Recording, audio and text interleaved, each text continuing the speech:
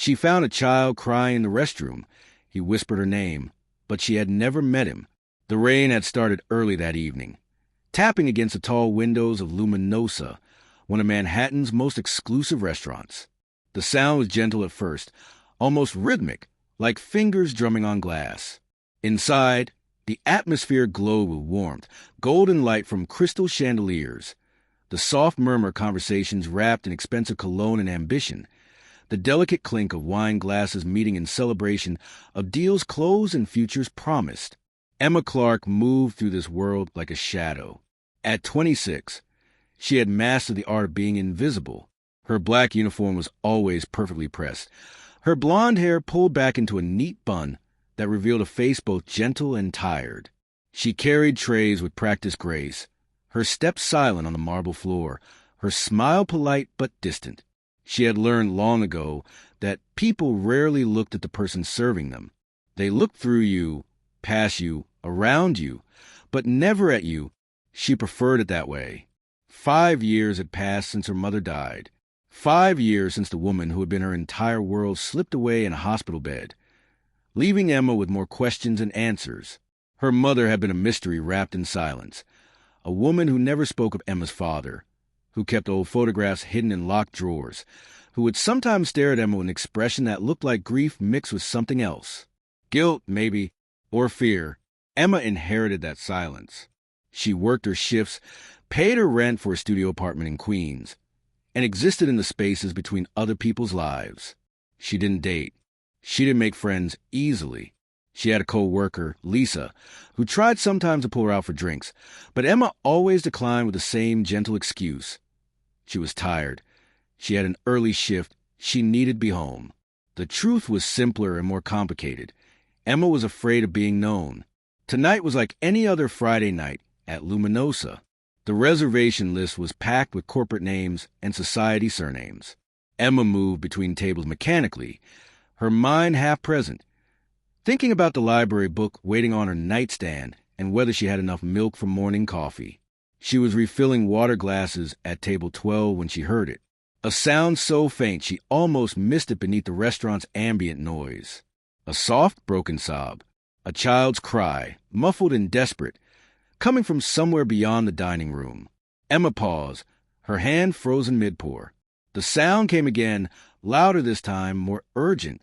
It was coming from the direction of the restrooms. She glanced around. The other servers were busy. The manager was dealing with a complaint at the host stand, and none of the guests seemed to notice the crying. Emma set down the water pitcher and moved toward the sound, her heart beginning to beat faster for reasons she couldn't name. The crying was coming from the men's restroom. Emma hesitated outside the door, her hand hovering over the handle. Every professional instinct told her to find a male employee, to not enter alone. But the sound, that broken, terrified sound, pulled at something deep in her chest. It was a kind of crying that came from a place beyond simple tears. It was the sound of a child who felt completely alone. She pushed the door open. The restroom was empty, except for a small figure crumpled on the floor near the sink. A boy, maybe 7 or 8 years old, wearing an expensive-looking blazer and tiny dress shoes that gleamed under the fluorescent lights. His dark hair was messy. His hands were pressed against his face, and his small body shook with the force of his sobs. Emma's breath caught. She had never been good with children, had never been around them much, but something about this moment felt urgent and important in a way she couldn't explain. She knelt down slowly, carefully, making herself small. "Hey," she said softly, her voice gentle as rainfall. "Hey, sweetheart, are you okay?" The boy's crying stuttered to a stop. Slowly, so slowly, he lifted his face from his hands. His eyes were red and swollen, his cheeks wet with tears, and when he looked at Emma, his expression shifted from fear to something that made her blood run cold. Recognition. Complete, absolute recognition. The boy stared at her as if he'd seen a ghost. His lips parted, trembling, and when he spoke, his voice was barely a whisper, broken and wondering and impossibly certain. "Emma." The world seemed to tilt. Emma's mouth went dry. What did you say?" The boy's eyes filled with fresh tears, but these were different. Not tears of fear. Tears of relief, of something found after being lost. He reached out with small, shaking hands and gripped the fabric of her uniform as if she might disappear. "Emma," he said again, louder now, his voice cracking. "You came back. You said you'd come back." Emma's heart slammed against her ribs. Her mind raced, searching for any memory, any moment, any explanation for why this child would know her name. She had never seen him before. She was certain of it. His face, his voice, his eyes, everything about him was completely unfamiliar. "I don't," she started, her voice shaking. "I don't understand. How do you know my name?" But the boy wasn't listening. He was staring at her face with an intensity that was almost frightening, his small hand still clutching her uniform, his breathing rapid and uneven. "You were singing," he whispered. "The song. The one about the stars and the moonlight. You promised you'd sing it again. You promised you wouldn't leave." Emma felt something cold slide down her spine. She opened her mouth to respond, to ask what he meant, to tell him gently that he was confused. But before she could speak, the restroom door burst open with such force it slammed against the wall. A man stood in the doorway, tall, broad-shouldered, wearing a suit that probably cost more than Emma's monthly rent. His dark hair was perfectly styled, his jawline sharp, his presence commanding in a way that made the air feel heavier. But it was his eyes that stopped Emma's breath, dark, intense, and absolutely devastated. He looked at the boy, then at Emma, and something in his expression shattered. "Noah," the man breathed, his voice rough and breaking. He moved forward in 3 long strides and dropped to his knees beside them, his hands reaching for the boy, Noah, with desperate gentleness. "Noah, thank God, I've been looking everywhere." But Noah didn't let go of Emma. He pressed himself closer to her, his small body trembling, his fingers digging into her sleeve. "She came back," Noah said, looking up at the man with eyes full of tears and wonder. "Dad, she came back, just like Mom said she would." The man, Noah's father, went completely still. His gaze locked on Emma's face, and in his eyes she saw confusion, shock, and something else. Something that looked like pain, so deep it had no bottom. "Who are you?" he asked quietly. Emma's voice came out barely above a whisper. Emma Clark. I'm a server here. I heard him crying, and I just..." She looked down at Noah, whose face was buried against her shoulder now, his small hand still gripping her uniform. "I don't understand. I've never met him before. I don't know how he knows my name." The man's jaw tightened. His hands were shaking. She could see it now, the way his fingers trembled as he reached out to touch Noah's shoulder. "Noah," he said, his voice carefully controlled, "let's go back to our table. Your grandmother is worried." "No," Noah said, his voice muffled against Emma's shoulder. "I want to stay with her. Please, Dad. Please don't make her leave again." Emma's chest tightened. She looked at the man helplessly, trying to communicate that she had no idea what was happening, that she was as confused and frightened as he clearly was. The man studied her face for a long moment. His expression was unreadable, but she could see the war happening behind his eyes, logic fighting against something he couldn't quite name. Finally he spoke. "My name is Alexander Hale." His voice was formal, distant, but there was a crack in it, a hairline fracture of something breaking. "This is my son, Noah. I'm sorry. I don't know what's happening here." "Neither do I," Emma said honestly. Alexander looked down at Noah, whose breathing had finally begun to calm, whose small body had relaxed against Emma, as if he'd found something he'd been searching for his whole life. "Noah," Alexander said again, softer now, "can you tell me why you think you know this lady?" Noah lifted his head. His eyes were still wet, but there was a clarity in them now, a certainty that made Emma's skin prickle with unease. "Because she was there," Noah said simply, "when I was scared, when everything was dark and cold, and I couldn't find anyone. She was there, and she sang to me, and she told me everything would be okay." He looked at Emma, and his expression was so earnest, so absolutely convinced, that Emma felt something crack open in her chest. "You said you'd always be there when I needed you. You promised." Emma's throat closed. She wanted to tell him he was wrong, that he was confused, that she had never made such a promise because she had never met him before tonight. But the words wouldn't come, because something in his voice, in the way he looked at her, pulled a memory she didn't have, a shadow of something that felt impossibly familiar. Alexander was staring at her now with an expression she couldn't read. He reached out slowly and tried again to take Noah's hand. "We need to go back, son. Can she come with us?" Noah asked, his voice small and pleading. "Please. Noah, please." Alexander closed his eyes briefly, and when he opened them, they were fixed on Emma. "Would you mind accompanying us back to our table? Just for a moment, until he calms down." Emma knew she should say no. She should explain that she was working, that she had tables to serve, that this was highly inappropriate. But Noah's hand was still holding hers, and his eyes were looking up at her with such desperate hope that she found herself nodding before her brain could catch up. "Okay," she whispered. "Okay." They walked back to the restaurant together, an impossible trio that drew stares from other guests. Emma could feel the weight of those gazes, the questions and judgments forming in the minds of strangers. But Noah didn't let go of her hand, and Alexander walked beside them with the rigid posture of a man holding himself together by sheer force of will. Their table was in a private corner, separated from the main dining room by a decorative screen of frosted glass. An elderly woman sat there, her hands twisted together in her lap, her face pale with worry. When she saw Noah, relief flooded her features. "Thank God," she breathed. "Alexander, where was he?" Her words died as she noticed Emma. "Who is this?" "This is Emma," Alexander said flatly. "Apparently, Noah knows her."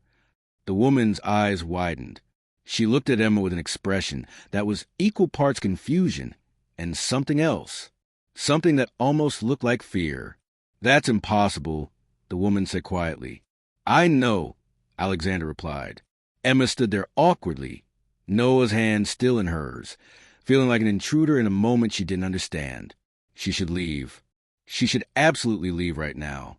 But then Noah tugged on her hand. "Will you sit with me? Just for a minute?" Emma looked at Alexander, asking permission silently. He stared at her for a long moment, and she saw the internal battle playing out across his face. Finally, he gave a short, tense nod and gestured to the empty chair beside Noah. Emma sat. The elderly woman, Noah's grandmother, Emma assumed, leaned forward. "Young lady, I don't mean to be rude, but my grandson has been through a great deal. If this is some kind of—" "She's not lying," Noah interrupted, his voice stronger than before. "I remember her. I remember her voice." Alexander's jaw clenched. He looked at Emma with eyes that were simultaneously analyzing and pleading. "You're sure you've never met him before? Never been around him?" "Never." "Never," Emma said firmly. "I would remember. I've never had much interaction with children. I would absolutely remember if I'd met your son." Silence fell over the table, heavy and suffocating. Then Noah did something that made everyone freeze. He started to sing. His voice was soft, trembling, but the melody was clear. It was a lullaby, simple and haunting, about stars and moonlight and promises kept across distances. Emma had never heard it before. She was certain she hadn't. But as Noah sang, something flickered at the edges of her mind. A shadow of a memory. A feeling of cold tile beneath her legs, of fluorescent lights too bright, of pain and fear, and a voice, her own voice, singing that same melody to chase away the darkness. Her breath caught. Alexander noticed. His eyes narrowed. "What is it?" "I don't." Emma pressed a hand to her temple, trying to catch the memory before it slipped away. "I don't know. It's just familiar somehow. But I can't. I don't remember where I would have heard it." Noah finished singing and looked up at her with those impossibly knowing eyes. "You taught it to me," he said simply, "a long time ago." The elderly woman made a soft, choked sound. When Emma looked at her, she saw tears streaming down the woman's face. "Grace," the woman whispered. "He's talking about Grace." Alexander's face went white. "Mother, don't—" "That was her song," the elderly woman continued, her voice breaking. "My daughter's song. She sang it to Noah every night. No one else knew it. No one." Emma felt the room spinning. "I'm sorry, I don't understand. Who is Grace?" Alexander stood abruptly, his chair scraping against the floor. His hands were clenched into fists at his sides, his breathing uneven. When he spoke, his voice was raw with barely controlled emotion. My wife. Grace was my wife. He looked at Emma with eyes full of anguish. She died 2 years ago. The words hung in the air like broken glass. Emma's heart hammered against her ribs. I'm so sorry for your loss, but I don't see what that has to do with. Grace spent years looking for someone, Alexander's mother said quietly, wiping her eyes. A little girl. She never told us why, only that it was important, that she'd made a promise. She looked at Emma with an expression that was both hopeful and terrified. What's your full name, dear? Emma Jane Clark. The woman's hand flew to her mouth. She turned to Alexander, whose face had gone from white to gray. Alexander, she breathed. The hospital. Remember? When Noah was a baby, Grace said. Stop, Alexander said sharply. He looked at Emma, and in his eyes, she saw a man standing at the edge of a precipice. He didn't want to fall over. This is impossible. This is some kind of coincidence or confusion or... She promised she'd come back, Noah said again, his small voice cutting through his father's words like a knife. He looked at Emma with complete faith. And she did. Emma stood slowly, her legs unsteady. Her mind was reeling, trying to process information that didn't make sense, trying to connect dots that shouldn't connect. I think I should go. I'm clearly confusing your son somehow, and I don't want to make things worse. Wait, Alexander said, his voice rough. He seemed to be fighting with himself, logic warring against something he couldn't quite dismiss. You said your mother died. When? 5 years ago. What was her name? Sarah Clark. Emma frowned. Why does that matter? Alexander and his mother exchanged a look, a long, meaningful look that made Emma's skin prickle with unease. I need to ask you something, Alexander said slowly, and I need you to think carefully before you answer. He took a breath. Have you ever been in a serious accident, particularly as a child? Emma's blood ran cold. The flickering memory at the edges of her mind suddenly sharpened just for a moment. White walls, the smell of antiseptic, pain in her chest, a woman's voice, not her mother's, saying words she couldn't quite hear, and singing, her own voice, singing to someone she couldn't see, singing to chase away fear that threatened to swallow her whole. Emma's voice cracked. I think so. My mother never talked about it, but I have a scar. She touched her collarbone absently, where a small white line was hidden beneath her uniform. She always said I was in a car accident when I was 6, but she never gave me details. She just said I was fine, that I shouldn't worry about it, that it was in the past. Alexander closed his eyes. When he opened them, they were wet. 20 years ago, he said quietly, my wife was in a car accident with our 3-month-old son. They were in the hospital for a week. Noah was in the pediatric ward. He paused, his voice breaking. Grace told me that during that week, there was another child in the ward, a little girl, maybe 6 years old, who had been in an accident. The girl was alone most of the time. Her mother was in a different part of the hospital, recovering from her own injuries. He looked at Emma, and his expression was full of wonder and fear. Grace said the little girl would sit by Noah's incubator and sing to him. Noah would stop crying whenever she sang. Grace tried to thank the girl's family, tried to find them after they were all discharged, but the records were sealed. His mother finished quietly, because it was a child protection case. Grace tried for years, but she could never find that little girl. Emma couldn't breathe. The room felt too small, too hot, too bright. Before Grace died, Alexander continued, his voice barely above a whisper, she made me promise to keep looking. She said that little girl saved Noah in a way that went beyond just singing. She said Noah remembered. Even as a baby, he remembered that voice. He looked at his son, whose face was pressed against Emma's side now, whose small arms were wrapped around her waist. I thought she was delirious from the medications. I thought she was imagining connections that weren't there. But I remember, Noah said, his voice muffled. I remember the singing. I always remembered. Emma felt tears sliding down her cheeks before she realized she was crying. I don't understand how this is possible. Neither do I, Alexander said. He moved closer, and Emma saw that he was trembling. But I can't deny what's in front of me. My son hasn't cried like that in a year. He hasn't reached out to anyone, hasn't shown emotion beyond silent grief since his mother died. And then you walk into that bathroom, and he recognizes you. He says your name. He sings a song. Emma shook her head, trying to process, trying to understand. But I didn't remember him. I still barely remember that time at all. You were 6, Alexander's mother said gently, and you were in pain. The mind protects itself. Emma looked down at Noah, whose eyes were closed now, whose breathing had finally evened out into something calm and peaceful. His trust in her was absolute and terrifying. She had to leave. She had to get out of here before she was pulled further into this impossible story that couldn't be real. I need to go, Emma said quietly, carefully extracting herself from Noah's grip. I'm sorry. This is too much. I can't. Noah's eyes snapped open. Panic flooded his face. Don't leave. Please don't leave again. Noah, she has to work, Alexander said, though his voice lacked conviction. Emma stood, her legs shaking. I'm sorry, she whispered again. She looked at Alexander, trying to communicate everything she couldn't say aloud. The fear, the confusion, the overwhelming feeling that her entire life had just been turned inside out. I'm so sorry. She turned and walked away, ignoring Noah's cry behind her, ignoring Alexander's voice calling her name, ignoring the weight of stares from other guests. She walked straight to the staff restroom, locked herself inside, and pressed her back against the door.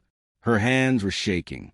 Her chest was tight, and in her mind, a memory she didn't know she was trying desperately to surface, a memory of cold hospital tiles, of pain and fear, of singing to a crying baby because it was the only thing that made the darkness feel less lonely. She closed her eyes and heard Noah's voice echoing in her head. You promised you'd come back. But she hadn't promised. She couldn't have promised.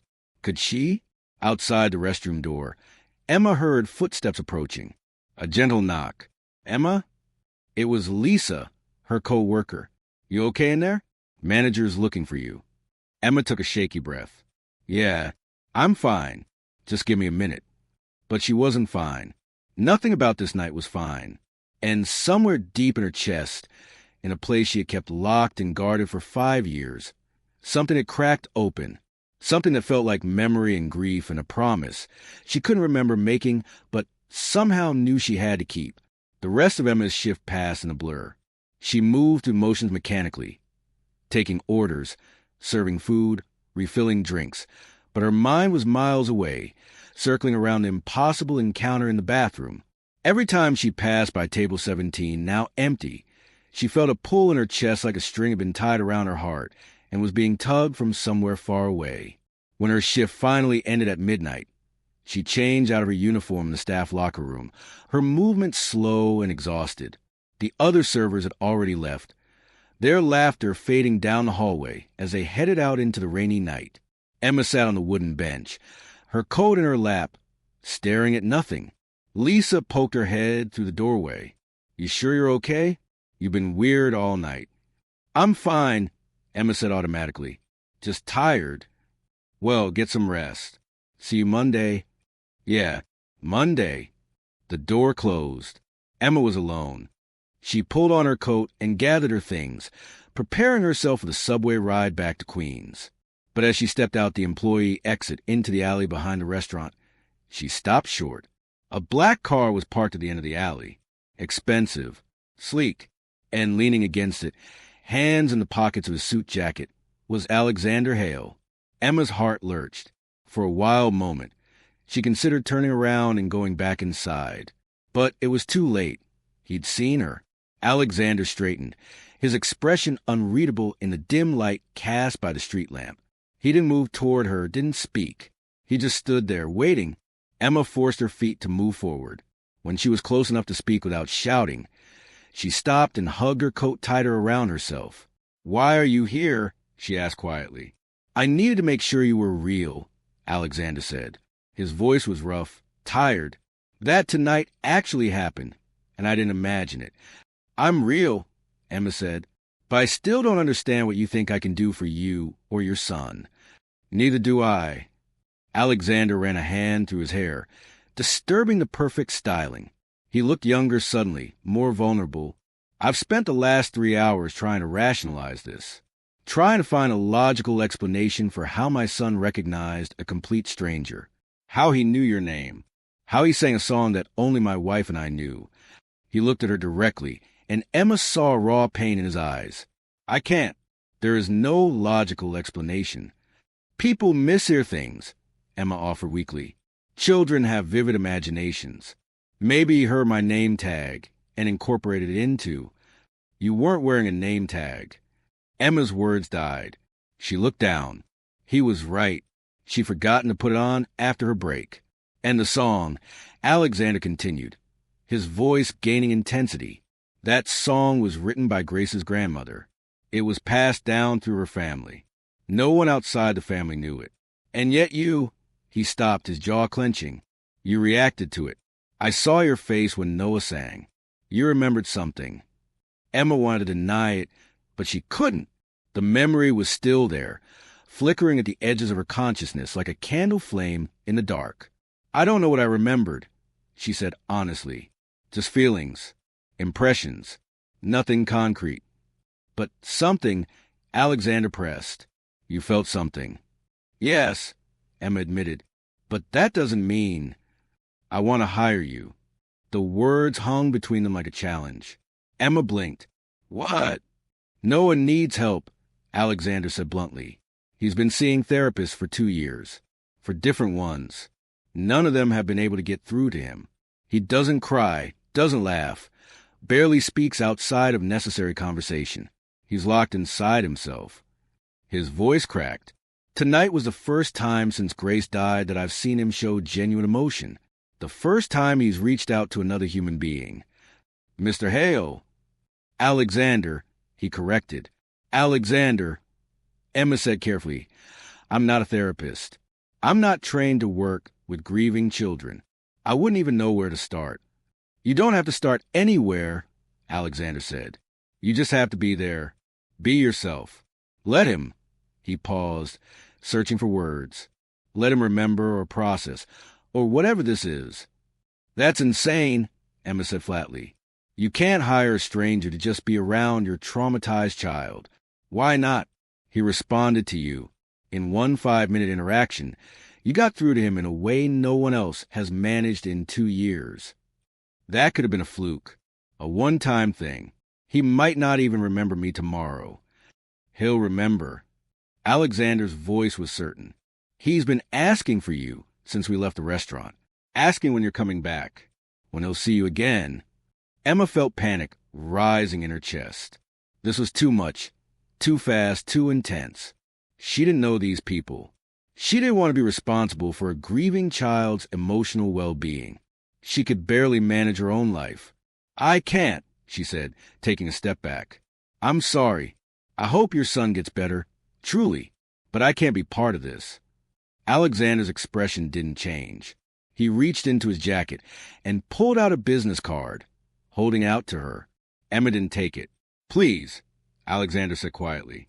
Just think about it. No pressure, no obligation. But if you change your mind, he stepped forward and gently placed the card in her coat pocket. Call me. Emma opened her mouth to protest, to hand the card back, to explain again why this was impossible. But the words wouldn't come, because a small, traitorous part of her, the part that had cracked open tonight, wanted to say yes, wanted to understand what had happened 20 years ago, wanted to know why Noah's face had lit up with recognition, and why her own chest had tightened with something that felt like coming home. I have to go, Emma said instead, her voice unsteady. Alexander nodded slowly and stepped back. Thank you for tonight, for being kind to my son. Emma turned and walked away quickly, her shoes splashing in puddles left by the rain. She didn't look back. She didn't let herself wonder what expression was on Alexander's face as he watched her leave, but she could feel the business card in her pocket, heavy as a stone. Emma didn't sleep that night. She lay in her small studio apartment, staring at the ceiling while the city hummed outside her window. Her mind replayed the evening over and over. Noah's tear-stained face, his small hands gripping her uniform, his absolute certainty that he knew her. "You promised you'd come back." Around 3 a.m, Emma finally gave up on sleep. She climbed out of bed and went to her closet, pulling down the old cardboard box from the top shelf. It was dusty, the corners soft with age, and Emma hadn't opened it in over a year. Inside were her mother's things. The few possessions Emma had kept after the funeral: a worn photo album, some costume jewelry, a knitted scarf, and at the bottom, wrapped in tissue paper, a small wooden music box. Emma lifted the music box carefully. It was old, the wood dark with age, the brass hinges tarnished. Her mother had kept it on her dresser but had never, as far as Emma could remember, opened it. Emma's fingers trembled as she lifted the lid. A melody began to play, soft and tinny from the old mechanism inside. The notes were slow, mechanical, but the song was unmistakable.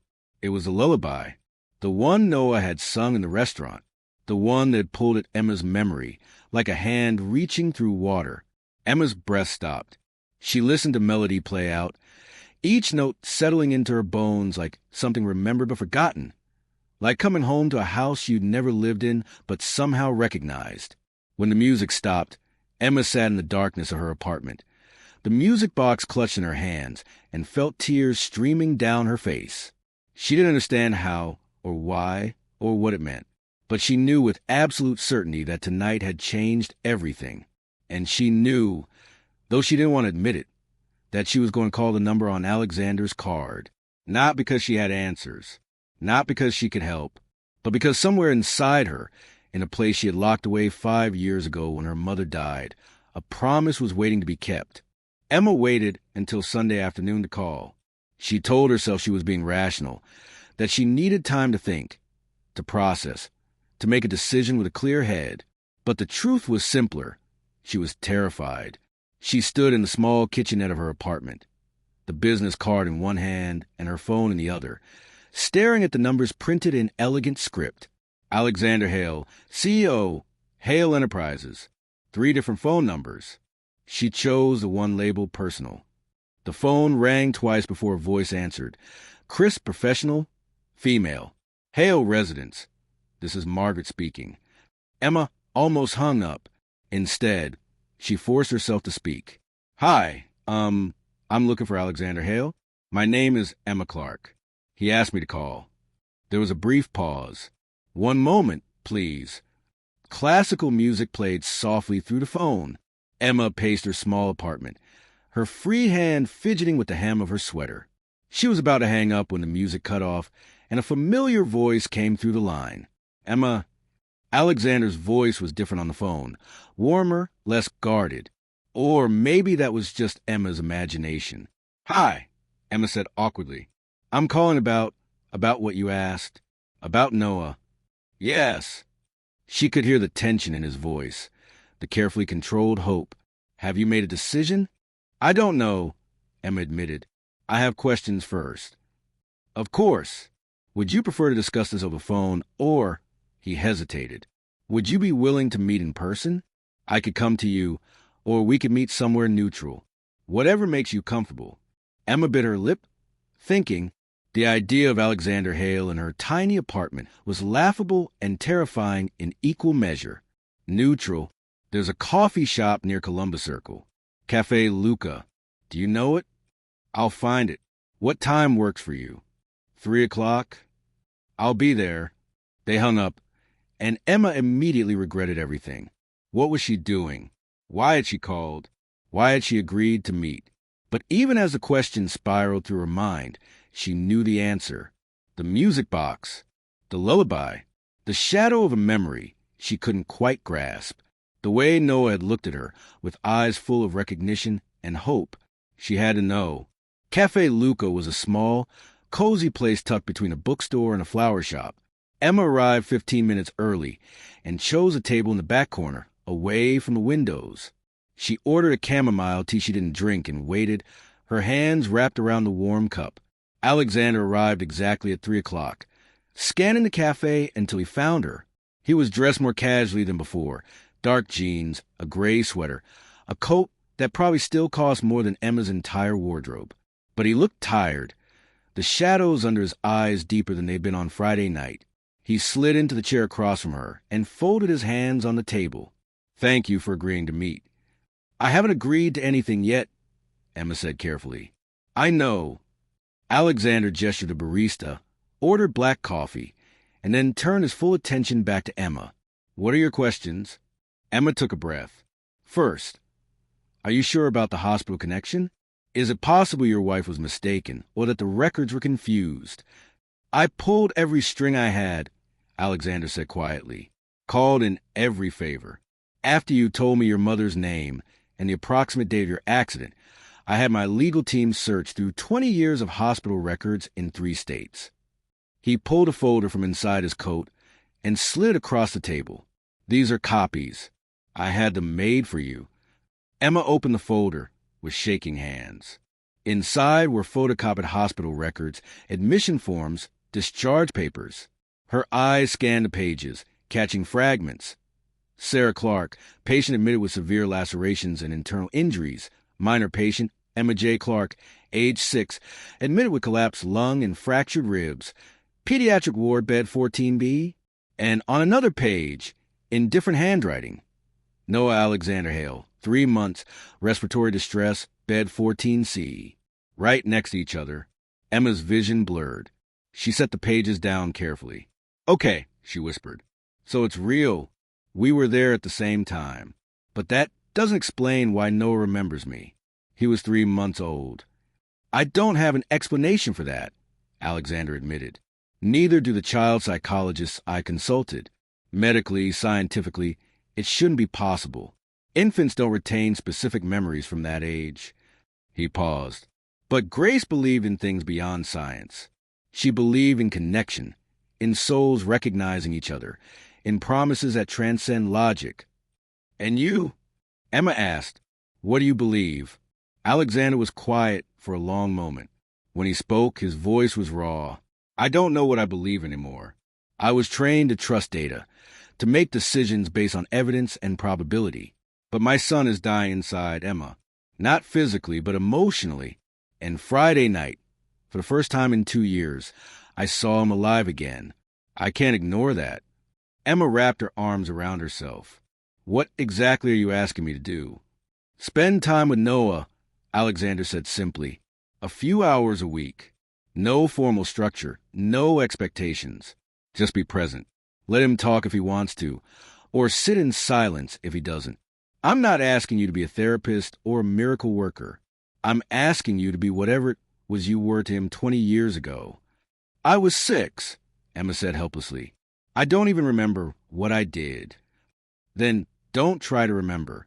Just be yourself." Emma looked down at her untouched tea. This could make things worse. What if spending time with me makes him more confused or more attached? Or it could help him heal, Alexander interrupted gently. Right now he's stuck. He can't move forward, can't process his grief. If there's even a chance that you could help him find a way through, his voice broke. "I have to try." Emma met his eyes. She saw desperation there, yes, but also something else. A father's love, fierce and absolute, willing to do anything, try anything, to save his child from drowning. And she recognized that love. She'd seen it once, in her own mother's eyes, before illness had stolen her away. "Okay," Emma heard herself say. "I'll try, but I have conditions." Alexander straightened. "Name them." "First, I'm not giving up my job. Whatever schedule we work out has to fit around my shifts at Luminosa." "Done. I'll work around your schedule entirely." "Second, if at any point I feel like I'm making things worse, or if Noah's regular therapist says this isn't helping, I walk away. No questions asked." "Agreed." "Third," Emma hesitated, "I need to know more about your wife. About Grace. If Noah thinks I'm connected to her somehow, I need to understand who she was." Something flickered across Alexander's face. Pain, grief, and perhaps a hint of fear. But he nodded. "Okay." Emma took a shaky breath. She couldn't believe she was doing this. "When do you want it to start?" "Noah has been asking for you every day since Friday," Alexander said quietly. Would this week be too soon? Tuesday, Emma said. I'm off on Tuesdays. I could come by in the afternoon. Perfect. Alexander pulled out his phone and typed something quickly. I'm sending you the address. We live in the Upper East Side. If you need a car service, I can arrange. I'll take the subway, Emma said firmly. She needed some things to stay normal, to stay hers. Alexander nodded, understanding. He stood, then hesitated. Emma, thank you. I know this is asking a lot from a stranger. We're not strangers, Emma said quietly. We were in the same hospital 20 years ago. Our families were connected, even if we didn't know it. She looked up at him. And your son recognized something in me. That has to mean something, even if we don't understand what yet. Alexander's expression softened. For a moment, he looked like he wanted to say something else, something more, but he just nodded and turned to leave. Emma watched him go, then looked down at the hospital records still spread across the table. Her 6-year-old self, lying in a bed next to an infant named Noah, singing to him because she was scared and lonely and needed to hear something other than machines beeping and adults crying. Had she made a promise? She didn't remember. But Noah did, and somehow, impossible as it seemed, Emma was going to try to keep it. Tuesday arrived too quickly. Emma spent the morning cleaning her apartment obsessively, trying to burn off nervous energy. She changed outfits 3 times before settling on simple jeans and a soft blue sweater. She didn't want to look like she was trying too hard, but she also didn't want to look like she didn't care. At 1:30, she descended into the subway and made her way across the city. The address Alexander had sent led to a building on Fifth Avenue, a pre-war apartment building with a doorman and an ornate lobby that made Emma feel like she stepped into a different world. The doorman clearly had her name on a list because he waved her through with a polite smile and directed her to the elevator. Penthouse, miss. Top floor. Of course it was. The elevator ride felt impossibly long. Emma watched the numbers climb, 10, 15, 20, and tried to calm her racing heart. What if Noah didn't remember her? What if Friday night had been an anomaly, a moment of confusion or desperation that had already faded? What if she walked in and he looked at her like the stranger she actually was? The elevator doors opened directly into a private foyer. Before Emma could even knock, the apartment door swung open and Alexander stood there. He was in business casual, slacks and a button-down shirt, no tie, and he looked relieved. You came, he said, as if he'd genuinely been worried she might not. I said I would, Emma replied. Alexander stepped aside to let her enter. The apartment was stunning. High ceilings, original crown molding, floor-to-ceiling windows overlooking Central Park. But Emma barely noticed the luxury. Her eyes were scanning the space, looking for Noah. He's in his room, Alexander said, reading her thoughts. He's been waiting by the window since noon, watching for you. Emma's chest tightened. Is he okay? Has he said anything about Friday? He's been quieter than usual, Alexander admitted, but not in a bad way. More like he's thinking deeply about something, preparing for something. Alexander led Emma down a hallway lined with family photographs. Emma caught glimpses of them as she passed. A beautiful dark-haired woman with a radiant smile, a younger Noah grinning gap-toothed at the camera, Alexander looking relaxed and happy in ways Emma hadn't yet seen in person. Grace. That was Grace. They stopped outside a door decorated with hand-painted stars. Alexander knocked softly. Noah, Emma is here. There was a moment of silence. Then the door opened. Noah stood in the doorway, wearing jeans and a green t-shirt, his dark hair slightly messy. When he saw Emma, his eyes went wide. For a suspended moment, no one moved. Then Noah smiled, a real, genuine smile that transformed his entire face. You came back, he said softly. I knew you would. Emma's throat tightened. She crouched down so she was at his eye level. Hi, Noah. Is it okay that I'm here? Noah nodded enthusiastically. Do you want to see my room? I'd love to. Noah took her hand. So naturally, so easily, as if they'd done this 1,000 times, and pulled her inside. Alexander stayed in the doorway, watching with an expression Emma couldn't quite read. Noah's room was exactly what you'd expect from a 7-year-old boy. Toys scattered across the floor, a bed with dinosaur sheets, shelves filled with books and building blocks. But it was also clearly the room of a child who'd been sad for a long time. The toys looked barely touched. The art supplies were organized and dusty. There was a careful orderliness that suggested a child who'd stopped playing. Except for one corner of the room. Near the window, there was a small tent made of blankets draped over chairs. Inside, Emma could see pillows and a flashlight. "Is that your special spot?" Emma asked gently. Noah nodded. "It's where I go when I miss Mom." He looked up at her with those impossibly serious eyes. "Do you want to see? If you want to show me." Noah led her to the tent and crawled inside. Emma followed, folding her tall frame awkwardly into the small space. It was dim inside, lit only by the flashlight Noah clicked on. On the floor of the tent was a photograph in a silver frame. Grace, beautiful and smiling, holding baby Noah. "This is Mom," Noah said, picking up the photo carefully. "She was the best." "She looks lovely," Emma said softly. "She used to sing to me every night," Noah continued. "The song about the stars. The one you taught me." Emma's breath caught. "No, I want to be honest with you. I don't remember teaching you that song. I was really young and I was sick, and a lot of that time is fuzzy in my memory." Noah looked at her seriously. "That's okay. I remember enough for both of us." The simple acceptance in his voice made Emma's eyes sting with tears. Children, she realized, were better at accepting impossible things than adults. They didn't need all the answers. They just needed to feel safe. "Can I ask you something?" Emma said carefully. "Okay."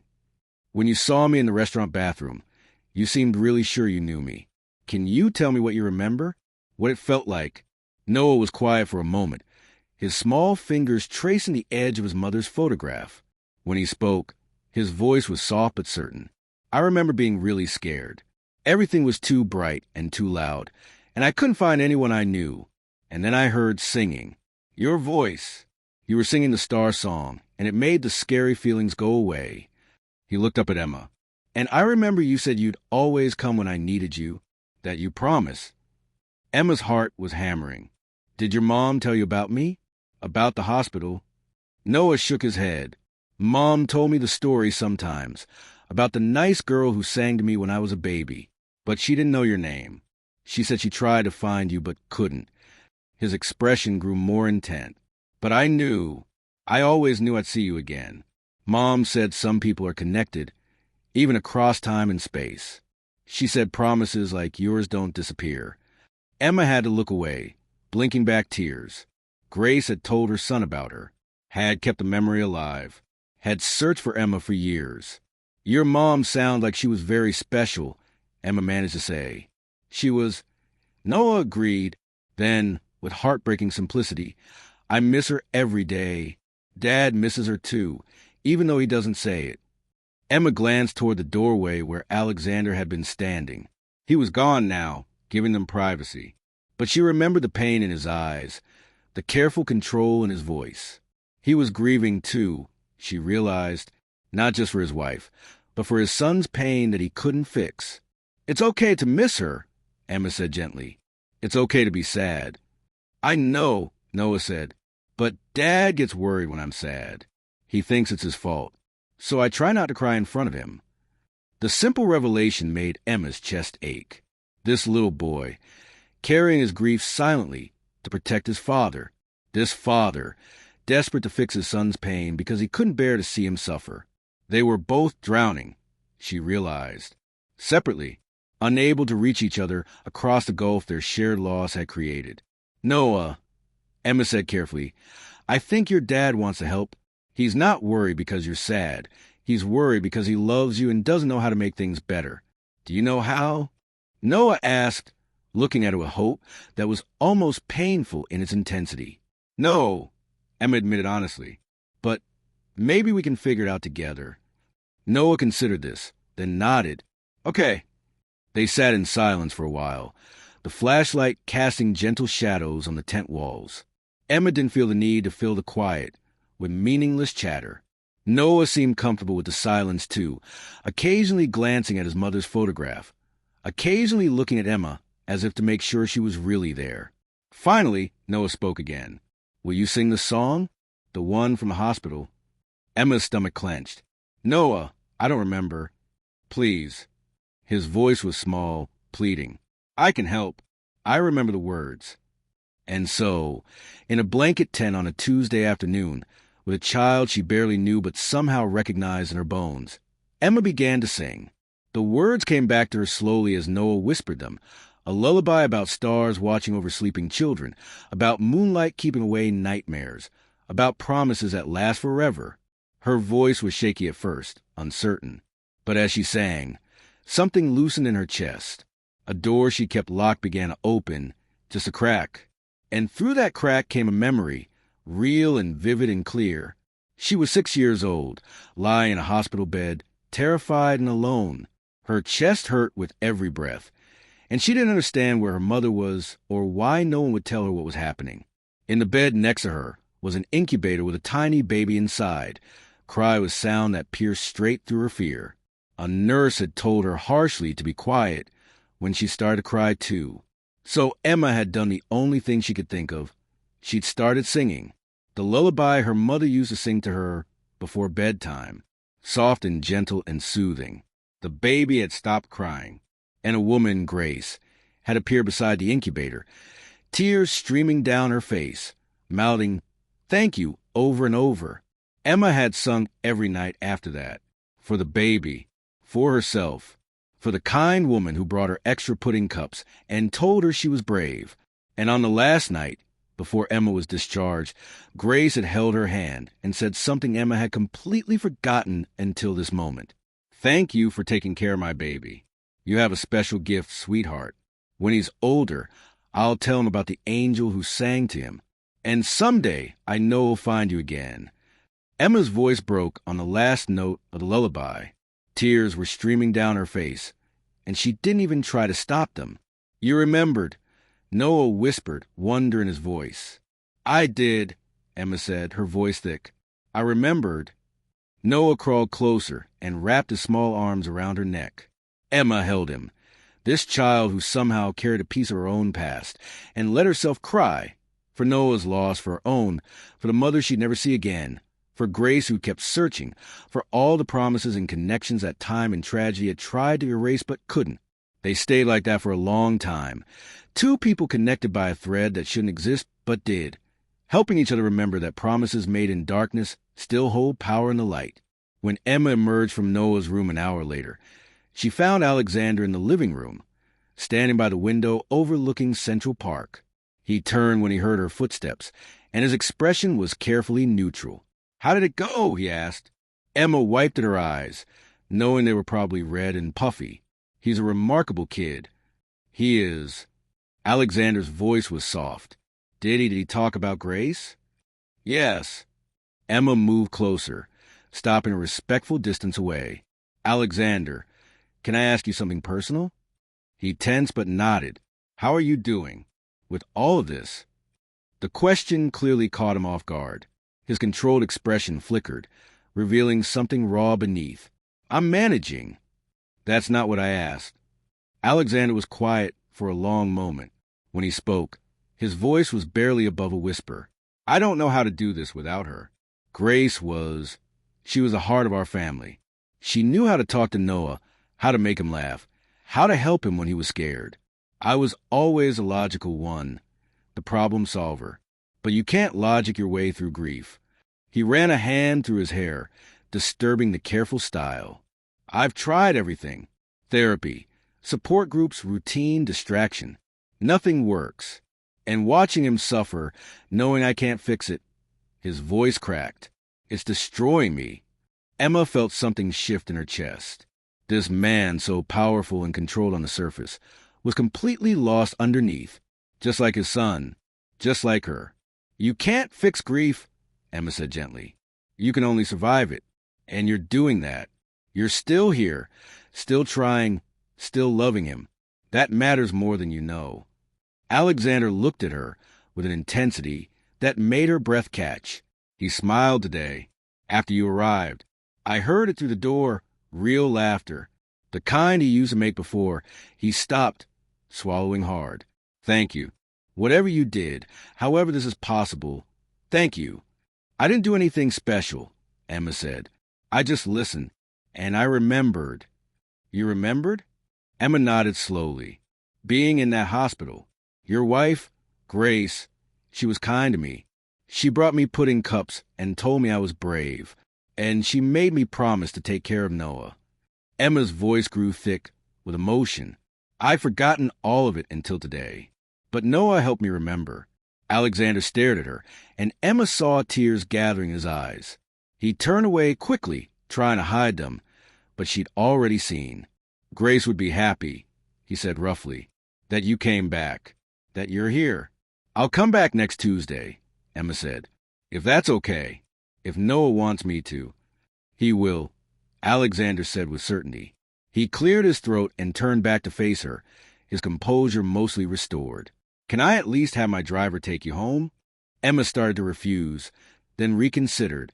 She was emotionally exhausted, and the thought of navigating the subway right now felt overwhelming. Okay, thank you. As they rode the elevator down together, a comfortable silence settled between them. It wasn't the awkward silence of strangers, but something softer, something that felt like the beginning of understanding. When the car dropped Emma off at her building in Queens, she climbed the stairs to her apartment slowly, her mind replaying everything that had happened. Noah's smile, the memory of Grace's kindness, Alexander's hidden grief. She'd walked into that apartment expecting to feel out of place, like an intruder in someone else's story. Instead, she found something she hadn't expected, a sense of purpose, a reason to remember her own past instead of running from it. As Emma unlocked her apartment door, her phone buzzed with a text from an unknown number. Noah wanted to tell you he had the best day he's had in a long time, and I want you to know the same. Thank you for coming. Alexander. Emma saved the number and typed back a simple response. See you next Tuesday. She set her phone down and walked to the closet where her mother's music box waited. She lifted it out carefully and opened the lid, letting the familiar lullaby play. And for the first time in 5 years, the melody didn't make her want to cry. Instead, it made her feel connected to her past, to her mother's memory, to a little boy who somehow remembered her voice, to a promise she'd forgotten but had kept anyway. Some connections, Emma realized, transcend logic and time. They exist in places deeper than memory, in the soul's recognition of another soul that has touched it, however briefly. And sometimes, against all odds, those connections find their way back home. Over the next month, Tuesdays became sacred. Emma would arrive at the Hale apartment at 2 o'clock, and Noah would be waiting, sometimes at the door, sometimes in his blanket tent, once even hiding behind the couch because he wanted her to find him. They didn't do anything particularly special. Sometimes they read books. Sometimes they built elaborate structures out of blocks that Noah would inevitably destroy with dramatic roar, laughing in a way that made Alexander's eyes shine with grateful tears. Sometimes they just sat together in comfortable silence, Noah drawing while Emma watched. But slowly, carefully, Noah began to open up. He talked about his mother, not with the careful, fragile tone of before, but with genuine remembrance. He told Emma about how Grace used to make pancakes shaped like animals, how she'd always sing in the car even though she was terrible at it, how she let him stay up late on Saturdays to watch movies and eat popcorn. And slowly, Emma began to share too. She told Noah about her own mother, about how she'd been sick for a long time, about how Emma had sung to her in the hospital just like she'd once sung to him. So singing is your special thing, Noah said one Tuesday, sprawled on the floor with crayons scattered around him. You sing to people when they're scared. Emma considered this. I guess so. I never thought about it that way. That's a good special thing to have, Noah said seriously. Better than being good at math. Emma laughed. You don't like math? It's boring. Dad tries to make it fun, but he's not very good at that. Noah looked up at her with a mischievous expression. Don't tell him I said that. Your secret's safe with me. It was during one of these Tuesday visits, about 6 weeks in, that things shifted in a way Emma hadn't anticipated. She and Noah were in the living room, attempting to build a pillow fort that kept collapsing. Noah was giggling. Actually giggling. Every time the structure fell, and Emma was laughing too, both of them becoming increasingly elaborate in their architectural plans. What if we used the couch cushions as walls? Noah suggested. Brilliant. You're an engineering genius. They were wrestling a particularly stubborn cushion into place when Alexander came home early from work. Emma didn't hear him enter, didn't notice him standing in the doorway until Noah looked up and shouted, Dad, come help us. Emma and I are building the best fort ever. Emma turned, suddenly aware of how she must look. Hair falling out of his ponytail. Cheeks flushed from exertion and laughter, sitting on the floor surrounded by chaos. But Alexander wasn't looking at the mess. He was looking at his son's face, radiant with joy, and his expression was one of wonder and pain mixed together. Please, Dad. Noah asked, We need someone tall to hold up the roof. Alexander set down his briefcase slowly. He loosened his tie, and then, to Emma's surprise, he shrugged off his suit jacket, rolled up his sleeves, and said, Okay, where do you need me? For the next 20 minutes. The three of them worked together to create what Noah declared was the most epic fort in the history of the universe. Alexander turned out to be surprisingly good at architectural problem solving, and he actually laughed, really laughed, when Noah insisted they all had to crawl inside to test it for comfort. So there they were, all three of them, squeezed into a pillow fort in a penthouse apartment overlooking Central Park. A CEO still half-dressed in his work clothes, a restaurant server in jeans and an old sweater, and a 7-year-old boy who was grinning wider than Emma had ever seen. This is perfect, Noah declared. We should have Fortnite every week. Fortnite? Alexander raised an eyebrow. Yeah, like movie night, but better. With Emma. There was a pause. Emma felt suddenly awkward, aware that she was still very much an outsider, a hired presence in this family's healing process. I'm sure your dad has other plans some evenings. I don't, Alexander said quickly. His eyes met Emma's in the dim light of the fort, and something passed between them, an understanding, maybe, or recognition of their shared goal, Noah's happiness. Fortnite sounds good to me. Noah whooped with joy and launched into plans for next week's fort, which apparently needed to include a drawbridge and possibly a moat. Emma listened, smiling, trying not to notice how close Alexander was sitting, how his presence felt solid and steady in a way that was becoming increasingly familiar. When it was time for Emma to leave, Alexander walked into the elevator as he always did. But tonight, he seemed hesitant to let her go. Emma, he said as she pressed the button, I want you to know how much these visits mean. To Noah, obviously, but also to me. He paused, choosing his words carefully. You've given back something I thought he'd lost forever.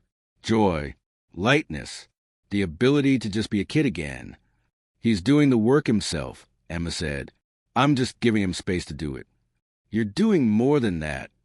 Alexander's voice was intense. You're showing him it's okay to remember without falling apart. You're proof that grief doesn't have to mean forgetting the people we love. It can mean carrying them forward. Emma felt tears prick her eyes. Your wife was a special person. She left a beautiful legacy in Noah. And in you, Alexander said softly. She found you once, even if she couldn't keep you. And somehow, against all logic, she brought you back to us. The elevator arrived with a soft ding. Emma stepped inside, then turned back to face Alexander. See you next Tuesday? Actually, Alexander stopped, looking uncertain. Noah's birthday is this Saturday. We're having a small party. Family only. But we would really like it if you came. Emma's heart jumped. A birthday party was different from their Tuesday visits. It was more personal, more intimate. It meant crossing a line from helpful stranger to something closer to family friend. But looking at Alexander's hopeful expression, thinking about Noah's joy, Emma found herself nodding before she could overthink it. I'd love to come, she said. Alexander's face lit up with a smile so genuine and warm that Emma felt her breath catch. Thank you. I'll text you the details. As the elevator doors closed, Emma saw Alexander standing in the foyer, still smiling, looking younger and lighter than she'd ever seen him. And Emma realized a flutter of something between excitement and fear, that her connection to this family was growing beyond what she'd anticipated. She wasn't just keeping a 20-year-old promise anymore. She was becoming part of something new, something that felt dangerously like belonging. Saturday arrived with unusually warm weather for November. Emma spent an embarrassing amount of time trying to decide what to bring for Noah's birthday. Finally, she settled on a book, a beautifully illustrated collection of stories about stars and constellations, and a handmade card where she'd drawn a child singing to a baby under a night sky full of stars. The party was in the afternoon, and when Emma arrived, the apartment had been transformed. Balloons in Noah's favorite colors, blue and green, decorated every surface. An elaborate dessert table held a massive cake shaped like a rocket ship, and in the living room, several adults milled around with champagne, while a group of children Emma didn't recognize played loudly near the windows. Emma immediately fell out of place. This was a family event, and she was... what? An employee? A childhood connection? Something undefined and awkward. She was about to turn and leave when Noah spotted her from across the room. His face exploded into joy. "Emma!" He ran toward her, nearly knocking over a tray of appetizers in his haste. "You came. Did you see the cake? It's a rocket ship because I want to be an astronaut when I grow up." Emma smiled, her anxiety easing slightly. "The cake is amazing, and I think you'd make an excellent astronaut. Come meet everyone." Noah grabbed her hand and started pulling her toward the group of adults. Emma recognized Alexander immediately. He was talking with an older couple near the windows. But there was also another woman there, mid-30s, polished and elegant in a way that suggested money and privilege. She was watching Emma with an expression that was decidedly unfriendly. "Everyone, this is Emma," Noah announced proudly. "She's my friend, who I told you about. From the hospital when I was a baby." The conversation stopped. All eyes turned to Emma. Alexander stepped forward smoothly. "Emma, I'm glad you made it. Everyone, this is Emma Clark. Emma, this is Grace's mother, Patricia, and her husband, Robert." The older couple, Grace's parents, studied Emma with expressions that were both curious and cautious. Patricia's eyes were red-rimmed, as if she'd been crying recently. Of course she had, Emma realized. This was her grandson's birthday, but also a reminder of the daughter who wasn't here to celebrate it. "It's nice to meet you," Emma said softly. "I'm sorry for your loss. Alexander told me wonderful things about your daughter." Patricia's face softened slightly. "Thank you, dear. Noah has talked about you quite a bit. You knew Grace. Only briefly a long time ago, but she was very kind to me. And this," Alexander continued with considerably less warmth in his voice, "is Victoria Hale, Grace's sister." "Ah," the unfriendly woman. Victoria extended a hand, her grip cold and perfunctory. "So you're the mysterious Emma," Victoria said, her voice pleasant but her eyes sharp. "It's fascinating that you've suddenly appeared in my nephew's life after all these years. Quite the coincidence." The implication was clear. She thought Emma was running some kind of con. Emma felt her spine straighten. "It was certainly unexpected for me as well. I had no idea about any connection until Noah recognized me." Victoria sipped her champagne. A 7-year-old recognized someone from when he was 3 months old. Remarkable. "Victoria," Alexander's voice held a warning. "I'm just saying it's unusual, Alex. We have to be careful. Noah is vulnerable right now, and there are people who might take advantage." "Emma isn't taking advantage of anyone," Alexander said sharply. "She's been nothing but kind to Noah. And frankly, this isn't the time or place for this conversation." Victoria's jaw tightened, but she subsided, turning away with a tight smile. Emma felt sick. She'd been so focused on helping Noah, on understanding her own past, that she hadn't considered how this might look to outsiders. A strange woman showing up, getting close to a wealthy widow and his child. Of course it looked suspicious. "I should go," Emma said quietly to Alexander. "I don't want to cause problems." "You're not going anywhere," Alexander said firmly.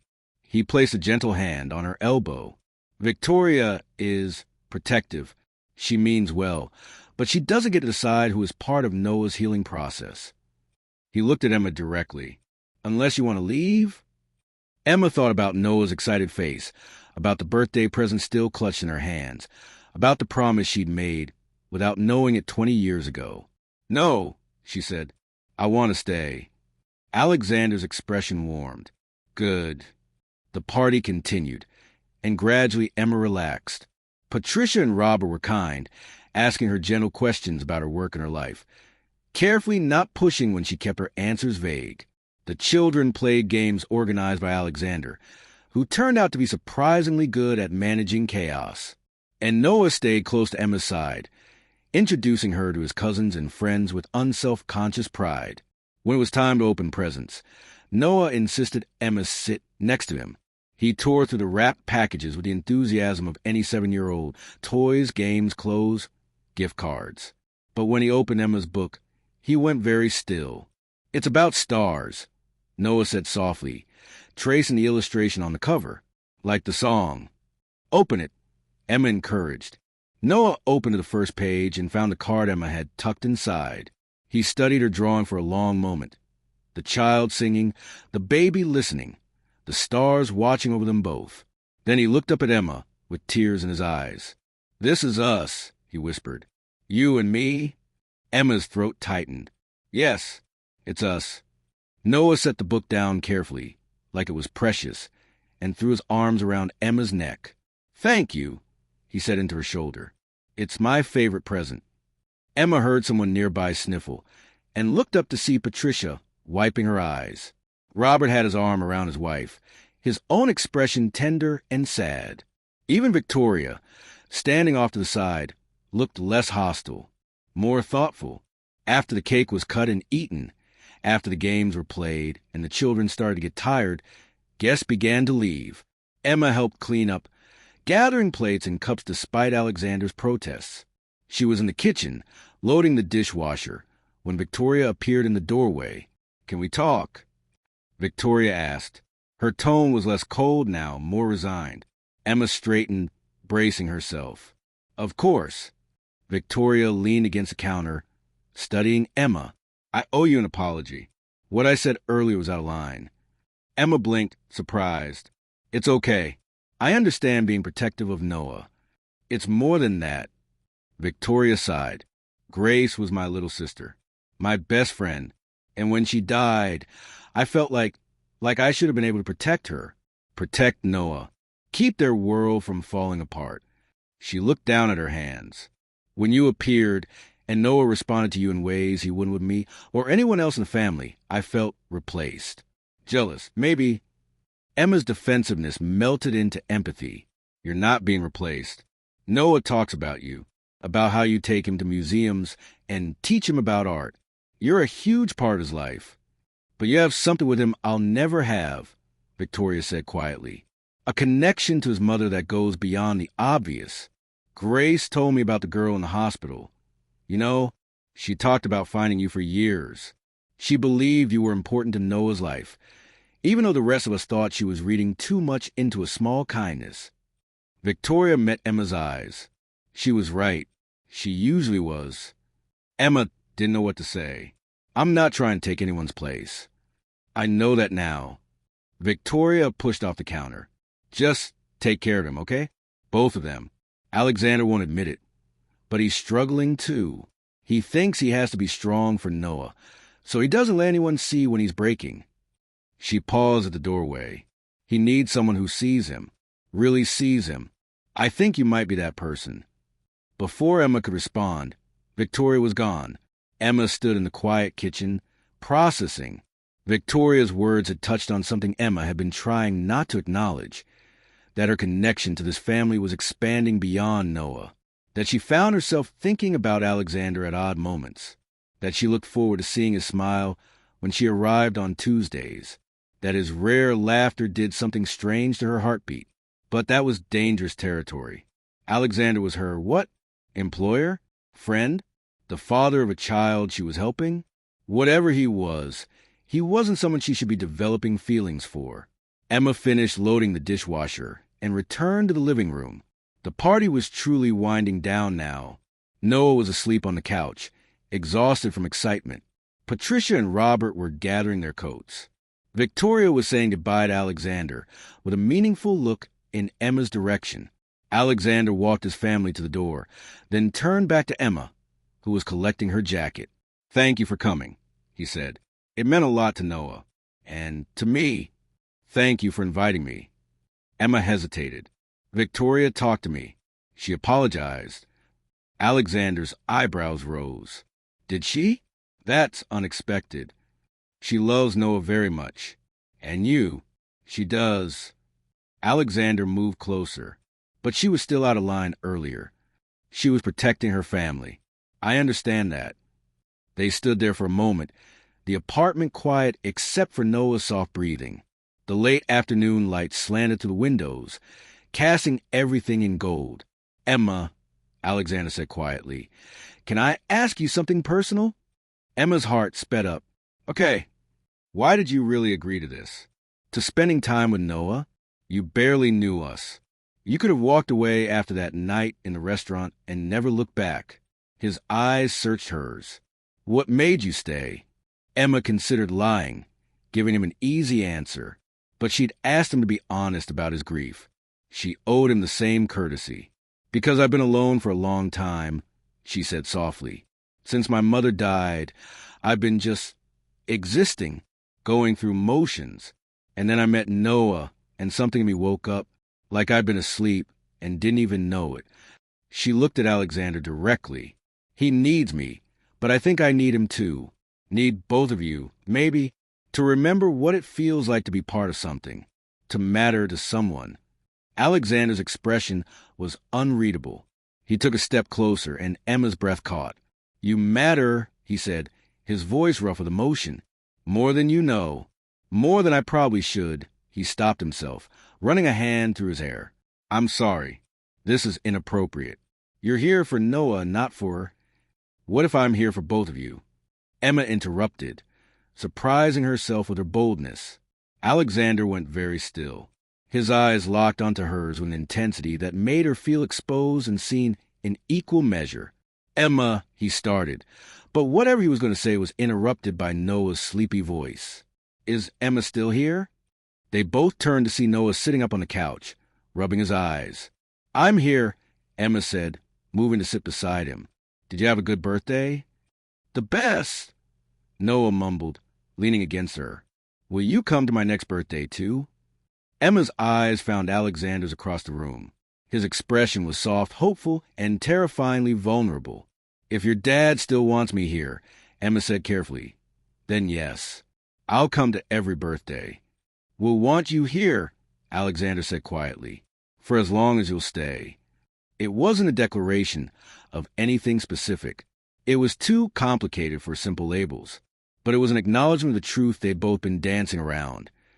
Emma had become essential to this family in ways that went beyond a simple promise made 20 years ago.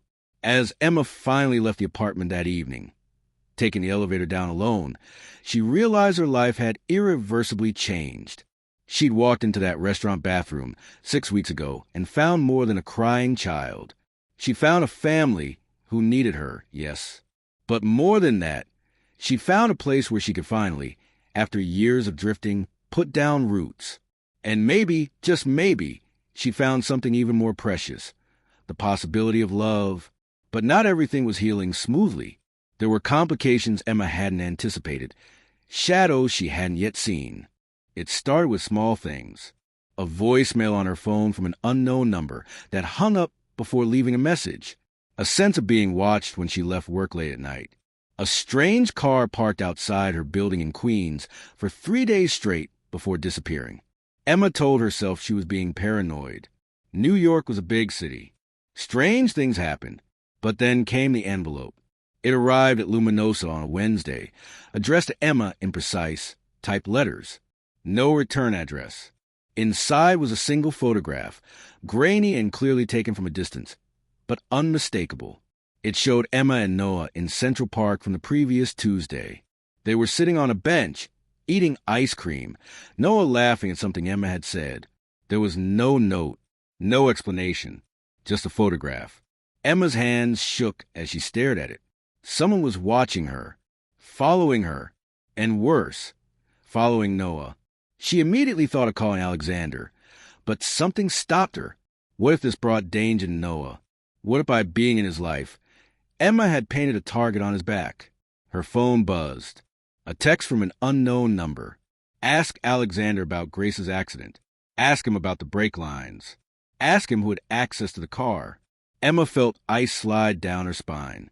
The brake lines? What did that mean? Another text arrived. You don't know what you've walked into. Be careful who you trust. Emma's shift passed in a blur of anxiety. She dropped a tray, forgot 2 orders, and earned a sharp reprimand from her manager.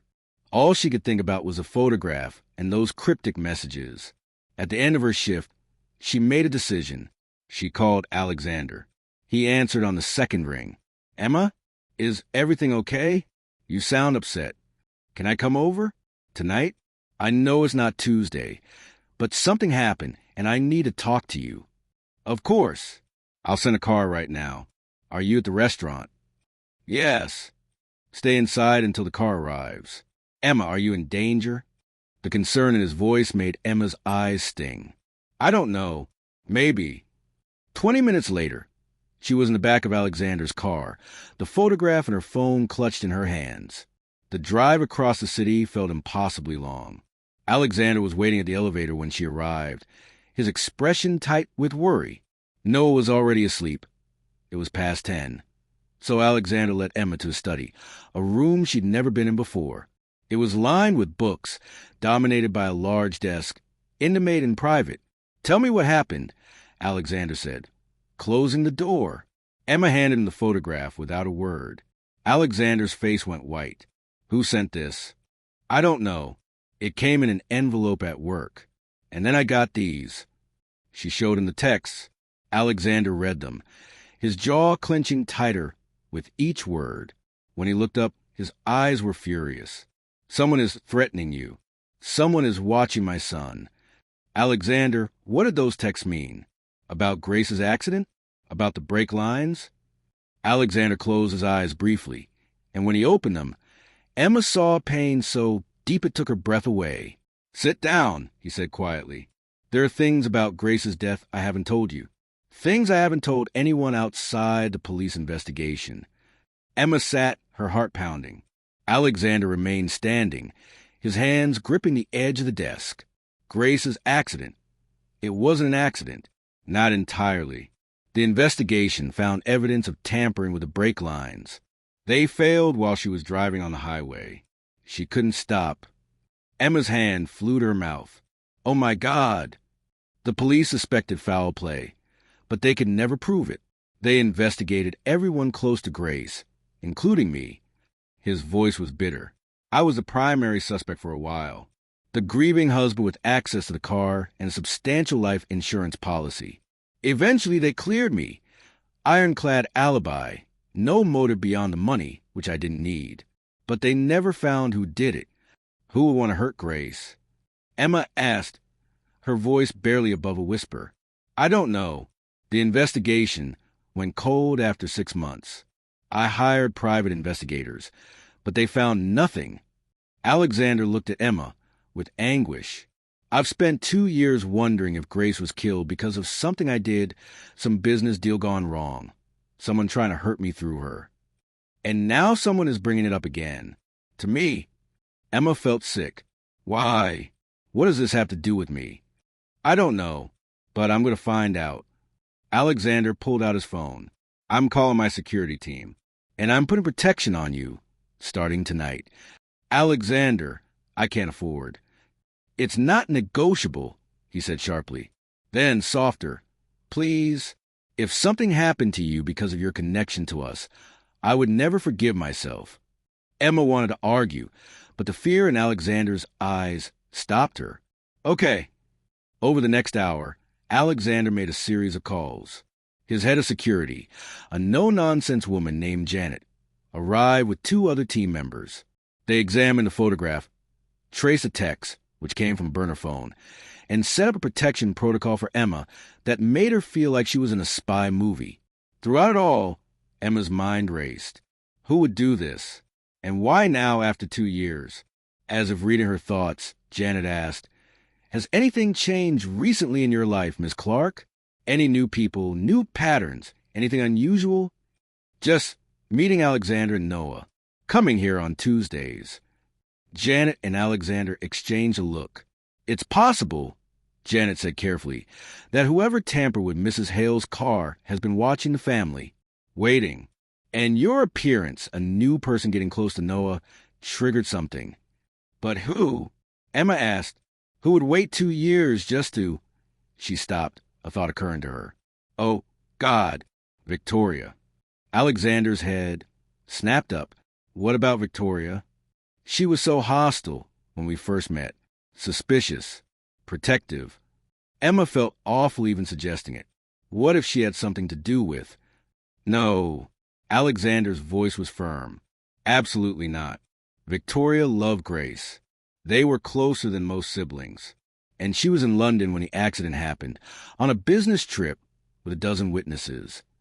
But Victoria is not capable of murder," Alexander said flatly. "I know you're scared and looking for answers, but it's not her." Emma subsided, chastened. He was right. She was grasping at straws. "We'll figure this out," Janet said confidently. "In the meantime, Ms. Clark, you'll have someone watch your building 24/7. Don't go anywhere alone, especially at night. Vary your routines.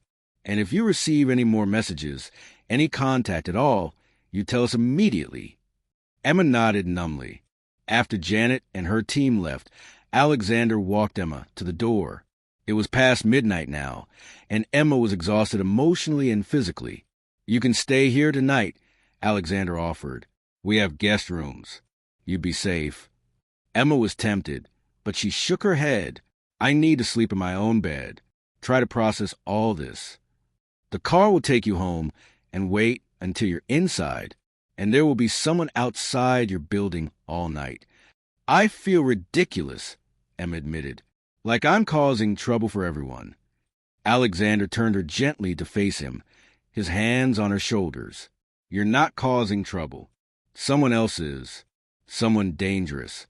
His grip tightened slightly. "I won't let them hurt you, Emma. I promise." Emma looked up into his face and saw fierce protectiveness there, but also something else. Something that looked like fear of losing someone he cared about. "I should be more careful," Emma said softly. "Maybe I should stop coming on Tuesdays, at least until this is resolved." "No." Alexander's response was immediate and vehement. "That's exactly what this person wants. To scare you away, to isolate Noah again, to—" He stopped, his jaw working.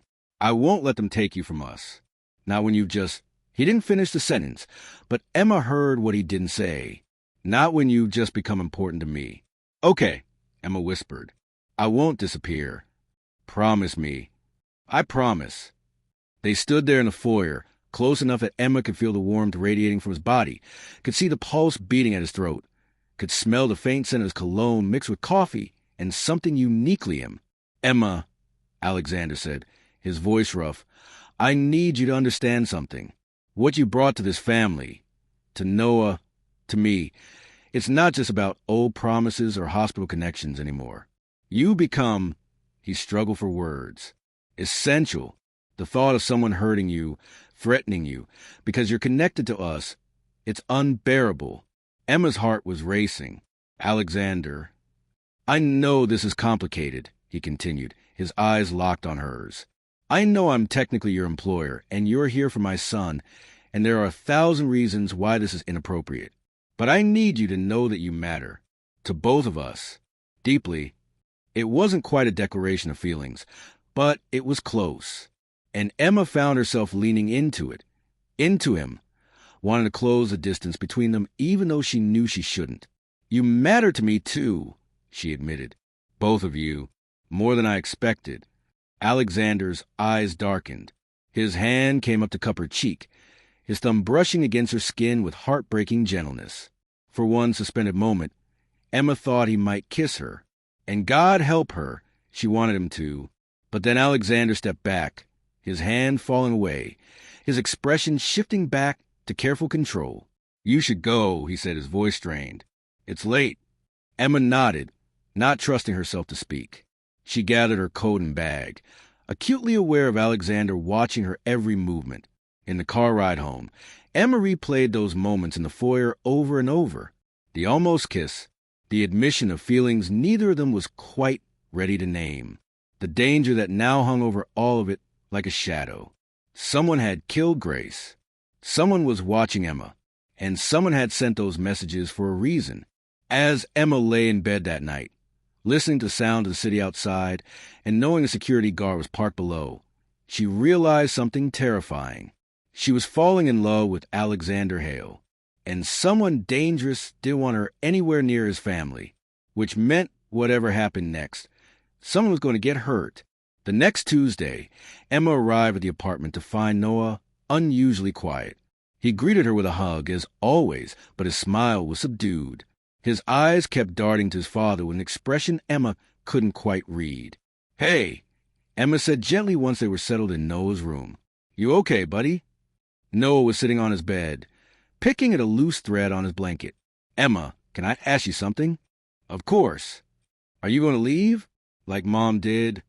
Emma's heart broke. "Oh, Noah." "I heard Dad on the phone," Noah continued, his voice small. "He was talking to Janet about keeping you safe, about someone dangerous. And I thought," his voice cracked, "I thought maybe you'd decide it's not safe to be around us, that you'd go away and not come back." Emma moved to sit beside him on the bed, pulling him into her arms. "I'm not going anywhere.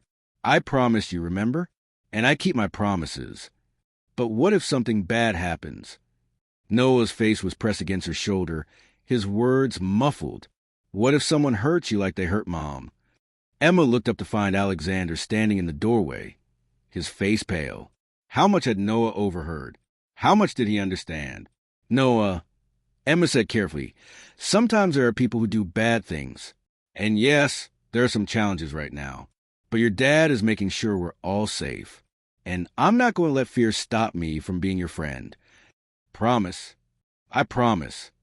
Noah pulled back to look at her, his eyes red. "You have to be really careful, okay? Because if something happened to you, it would be like losing Mom again. And I can't."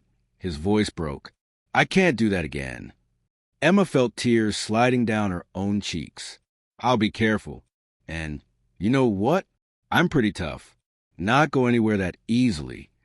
Noah managed a small smile. Then he looked past Emma to his father. "Dad, you have to protect Emma, like you tried to protect Mom." Alexander's face crumpled. He crossed the room in 3 strides and dropped to his knees beside the bed, pulling both Emma and Noah into an embrace. "I will," Alexander said, his voice rough with emotion. "I promise, Noah. I won't let anyone hurt Emma." They stayed like that for a long moment, the 3 of them holding each other, connected by promises and fear and love that none of them quite knew how to name. When Alexander finally pulled away, he wiped at his eyes roughly. "Noah, I need to talk to Emma for a few minutes. Adult stuff. Can you work on that puzzle we started? We'll be right in the living room." Noah nodded, though he looked reluctant to let Emma go. In the living room, Alexander paced like a caged animal. He overheard too much.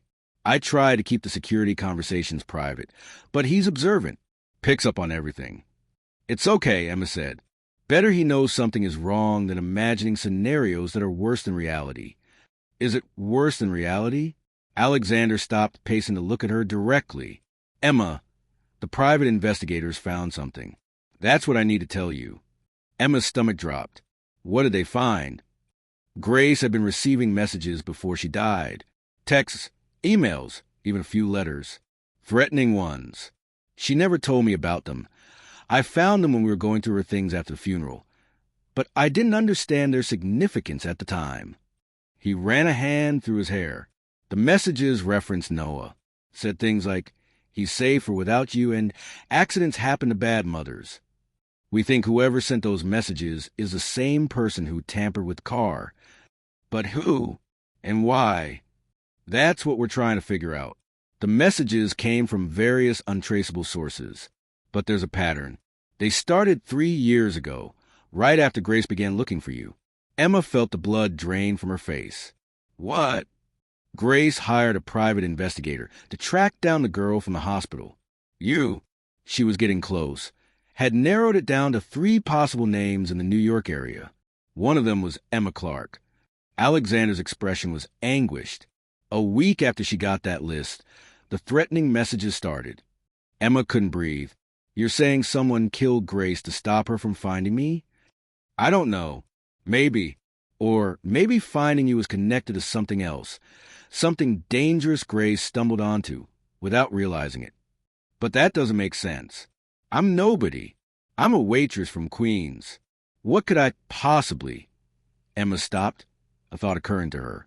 My mother... What about her? She was always secretive about our past. About who my father was. About that hospital stay. About why we lived the way we did.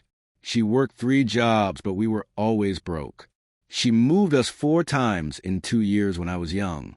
And she never, ever let me have my picture taken if she could help it. Emma's mind raced. Connecting dots she'd never even known were there. What if she was hiding from someone? What if that's why she never talked about the hospital? Why she sealed those records? Alexander's eyes widened. Do you know anything about your father? No. She always said he was dead, but she wouldn't give details. Said it was too painful. We need to investigate your mother's background, Alexander said decisively. With her permission, he stopped. I'm sorry. You said she passed away. 5 years ago. Cancer. Emma's voice was hollow. She made me promise not to dig into our past. Said it was better if I just let it go, move forward. I thought she was just trying to protect me from painful memories. What if she was protecting you from something else? They stared at each other, the implications settling over them like fog. Alexander, Emma said slowly, what if someone thinks I know something I don't? What if they think my mother told me some secret before she died? Then you're in more danger than I realized. Alexander pulled out his phone. I'm calling Janet. And we're moving you out of your apartment. Tonight. What? No, I'm not leaving my home. Emma, if someone believes you have information, your apartment is the first place they'll look. You need to be somewhere secure. He met her eyes. Move in here. At least temporarily. Noah would love it, and He stopped, swallowing hard. I need to know you're safe. Emma wanted to argue, wanted to insist she could take care of herself. But the fear in Alexander's eyes, the memory of Grace's death, the photograph of her and Noah in the park, it all added up to a truth she couldn't deny. She was in danger, and whoever was behind this wasn't going to stop. Okay, she said quietly. I'll move in, temporarily. Alexander's relief was palpable. He pulled her into a hug, sudden and fierce and desperate. Emma let herself lean into him, let herself feel safe in his arms for just a moment, before reality reasserted itself.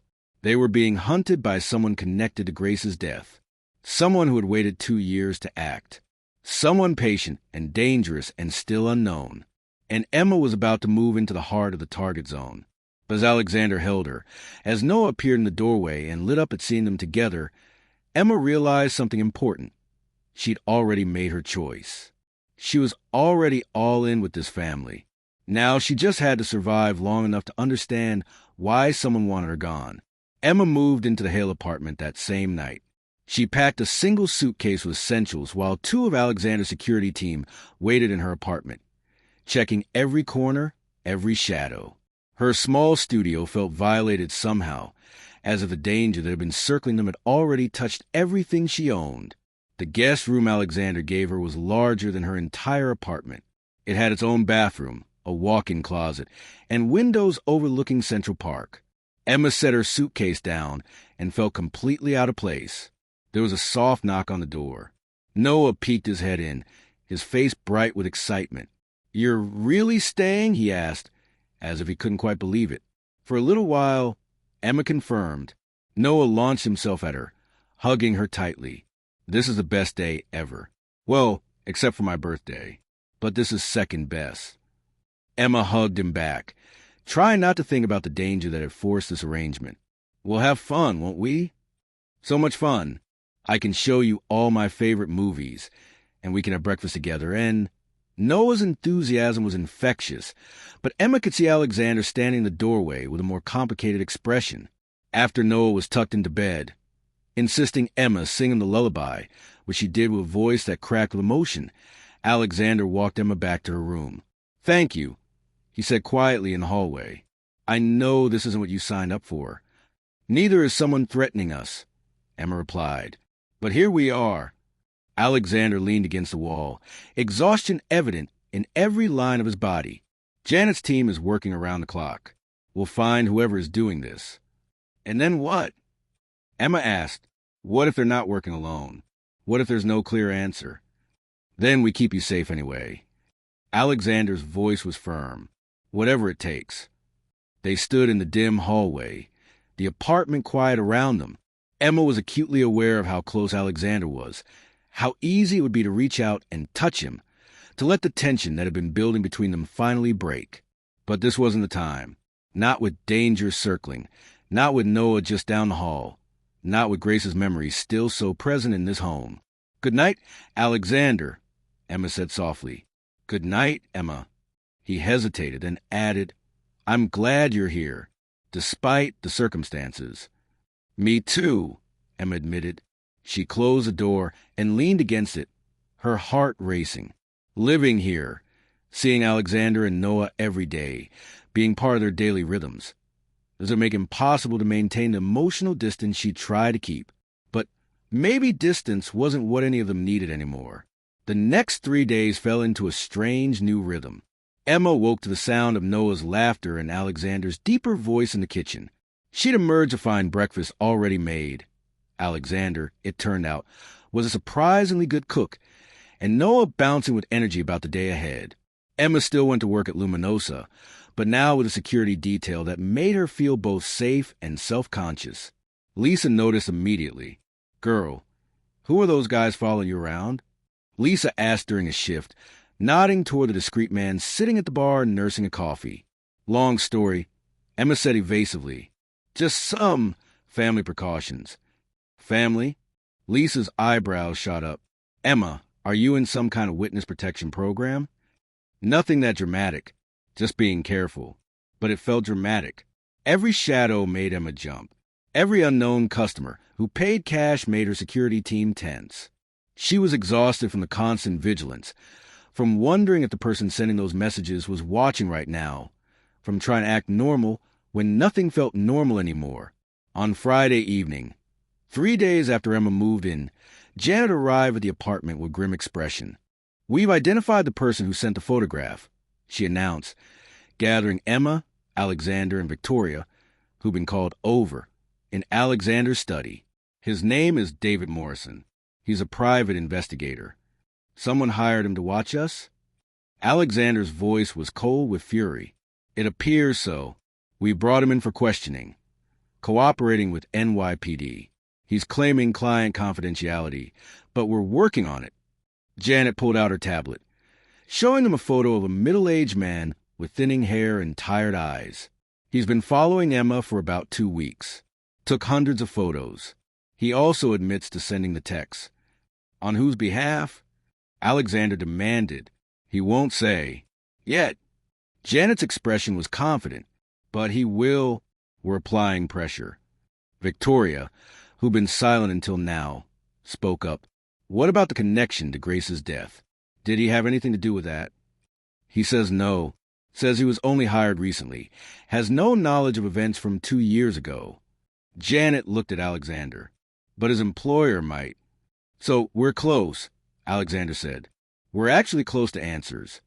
Maybe, or maybe Morrison is a red herring meant to distract us." Janet closed her tablet. "Either way, we're making progress. But Ms. Clark needs to stay under protection. Whoever hired Morrison knows where she lives, where she works, who she's connected to." After Janet left, Victoria turned to Emma with an expression that was part apology, part assessment. "I owe you an apology," Victoria said.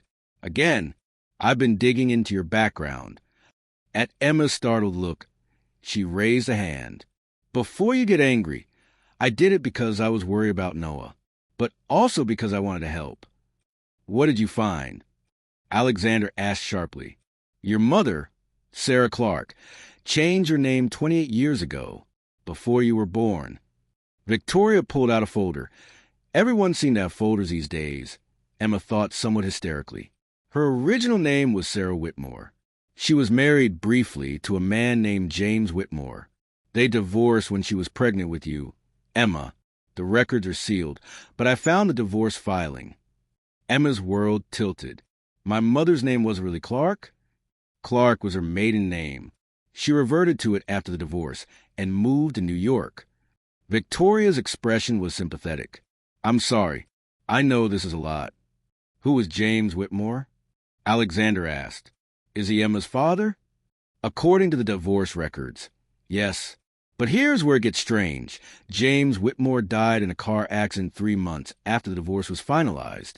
Single vehicle accident on a mountain road, deemed accidental. The room went silent. Another car accident, Emma whispered, just like Grace. It could be a coincidence, Victoria said, but her tone suggested she didn't believe it. Or someone has a pattern, Alexander said grimly. Victoria, can you find out more about James Whitmore? Who he was, what he did, any enemies he might have had? Already on it. I have a researcher pulling everything we can find. Victoria looked at Emma with genuine concern. Are you okay? This is a lot of information about your family. Emma didn't know if she was okay. Her mother had lied about her name. Her father, a man Emma had never met, had never even seen a photograph of, had died in a suspicious accident right after her birth. And somehow, impossibly, this was all connected to Grace's death 20 years later. I need air, Emma said abruptly. Standing up, I need to think. She left the study and went to the one place in the apartment where she felt calm, Noah's blanket fort. It was still set up from their last fortnight, a little cocoon of pillows and soft light. Emma crawled inside and pulled her knees to her chest, trying to process everything. Her whole life had been built on lies. Her mother had been running from something or someone, and that something had found its way to Emma anyway, 2 years after her mother died and 5 years too late to get any answers. She didn't hear Alexander approach until he was crouching outside the fort. Can I come in? He asked gently. Emma nodded, not trusting her voice. Alexander folded his tall frame into the small space, sitting close enough that their shoulders touched. He didn't try to fill the silence with platitudes or false reassurances. He just sat with her. Finally, Emma spoke. I don't know who I am anymore. My name, my father, my mother's past, it's all lies. It's not lies, Alexander said quietly. It's protection. Your mother was trying to keep you safe. From what? From whom? Emma's voice broke. She's dead, Alexander. She died without telling me any of this. I can't even ask her why. No, but we can find the answers she couldn't give you. Alexander turned to face her, his expression fierce. Whoever's behind this, whoever killed your father, whoever killed Grace, whoever is threatening you now, we will find them, and we will stop them. Emma looked into his eyes and saw absolute conviction, but she also saw fear of losing someone else he cared about. What if we can't? Emma whispered, what if they're too powerful, too hidden? Then we keep fighting anyway. Alexander reached out and took her hand, his grip warm and steady. I won't let them take you from us, Emma. I won't let history repeat itself. Emma felt tears sliding down her face.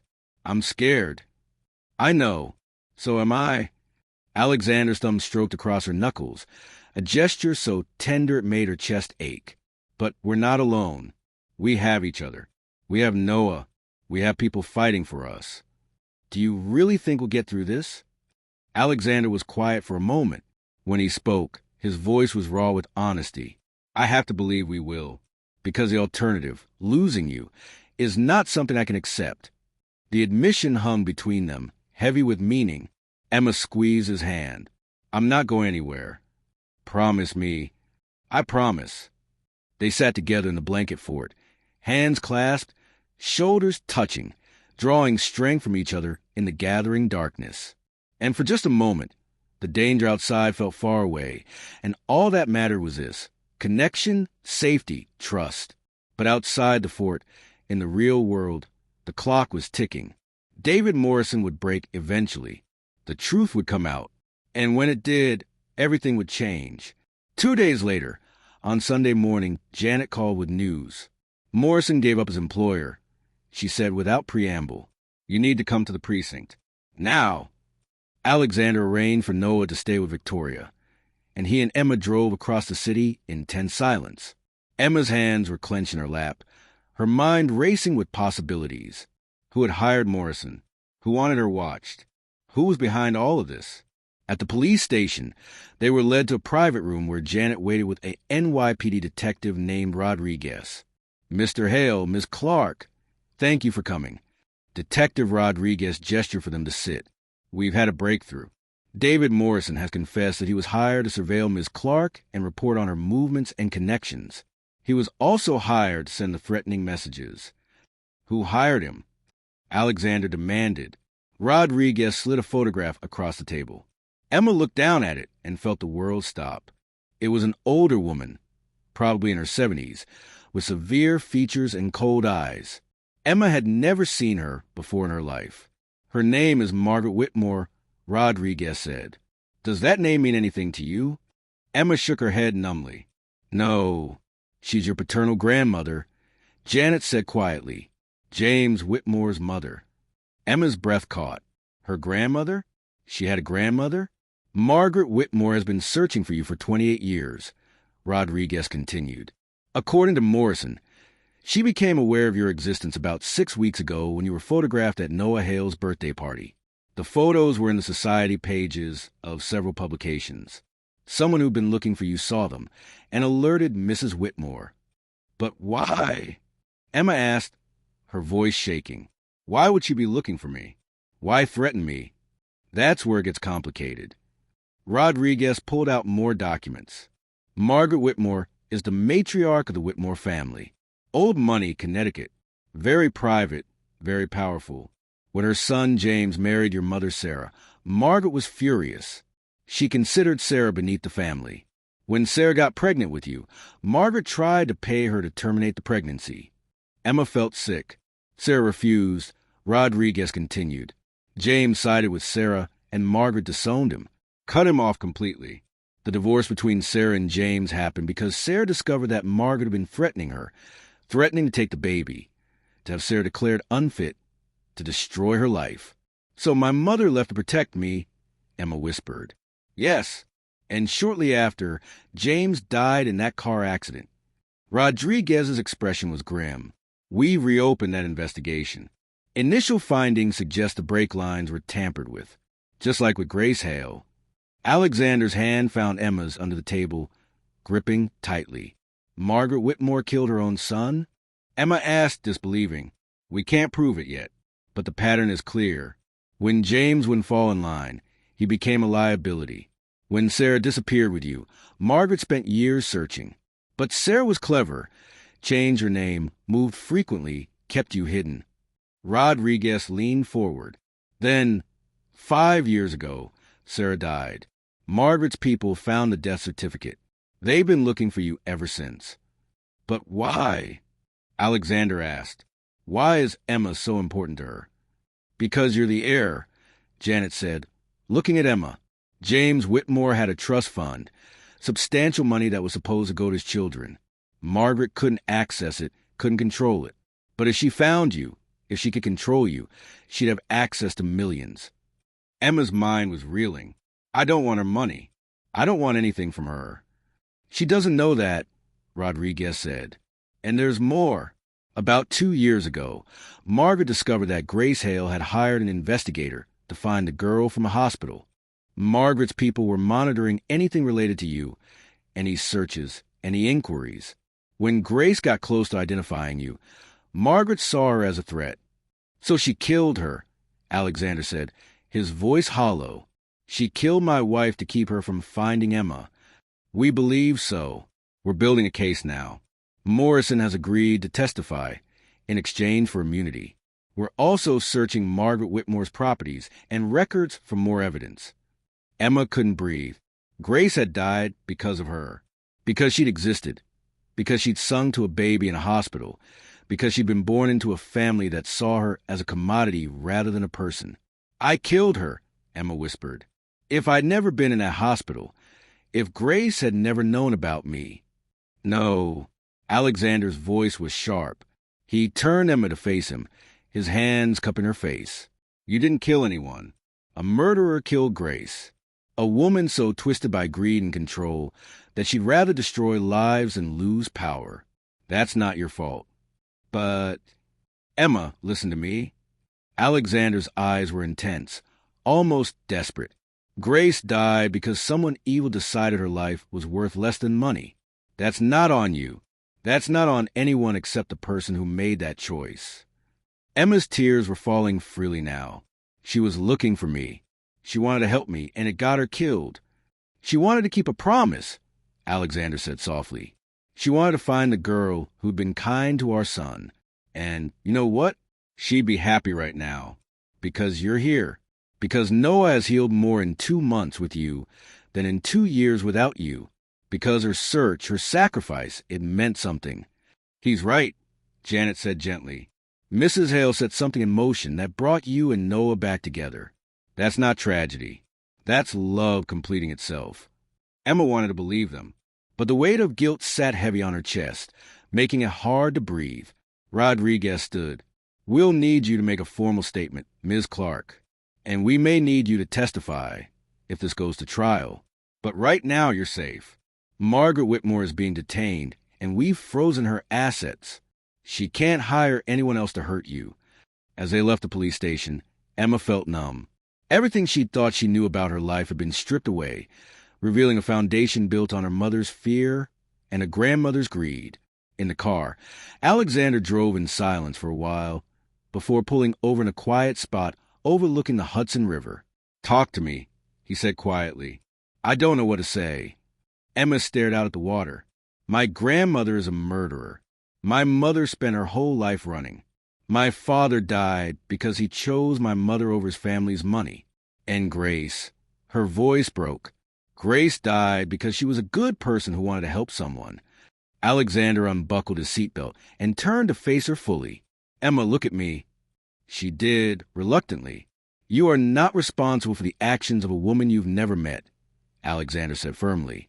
"You are not defined by your family's money or their cruelty.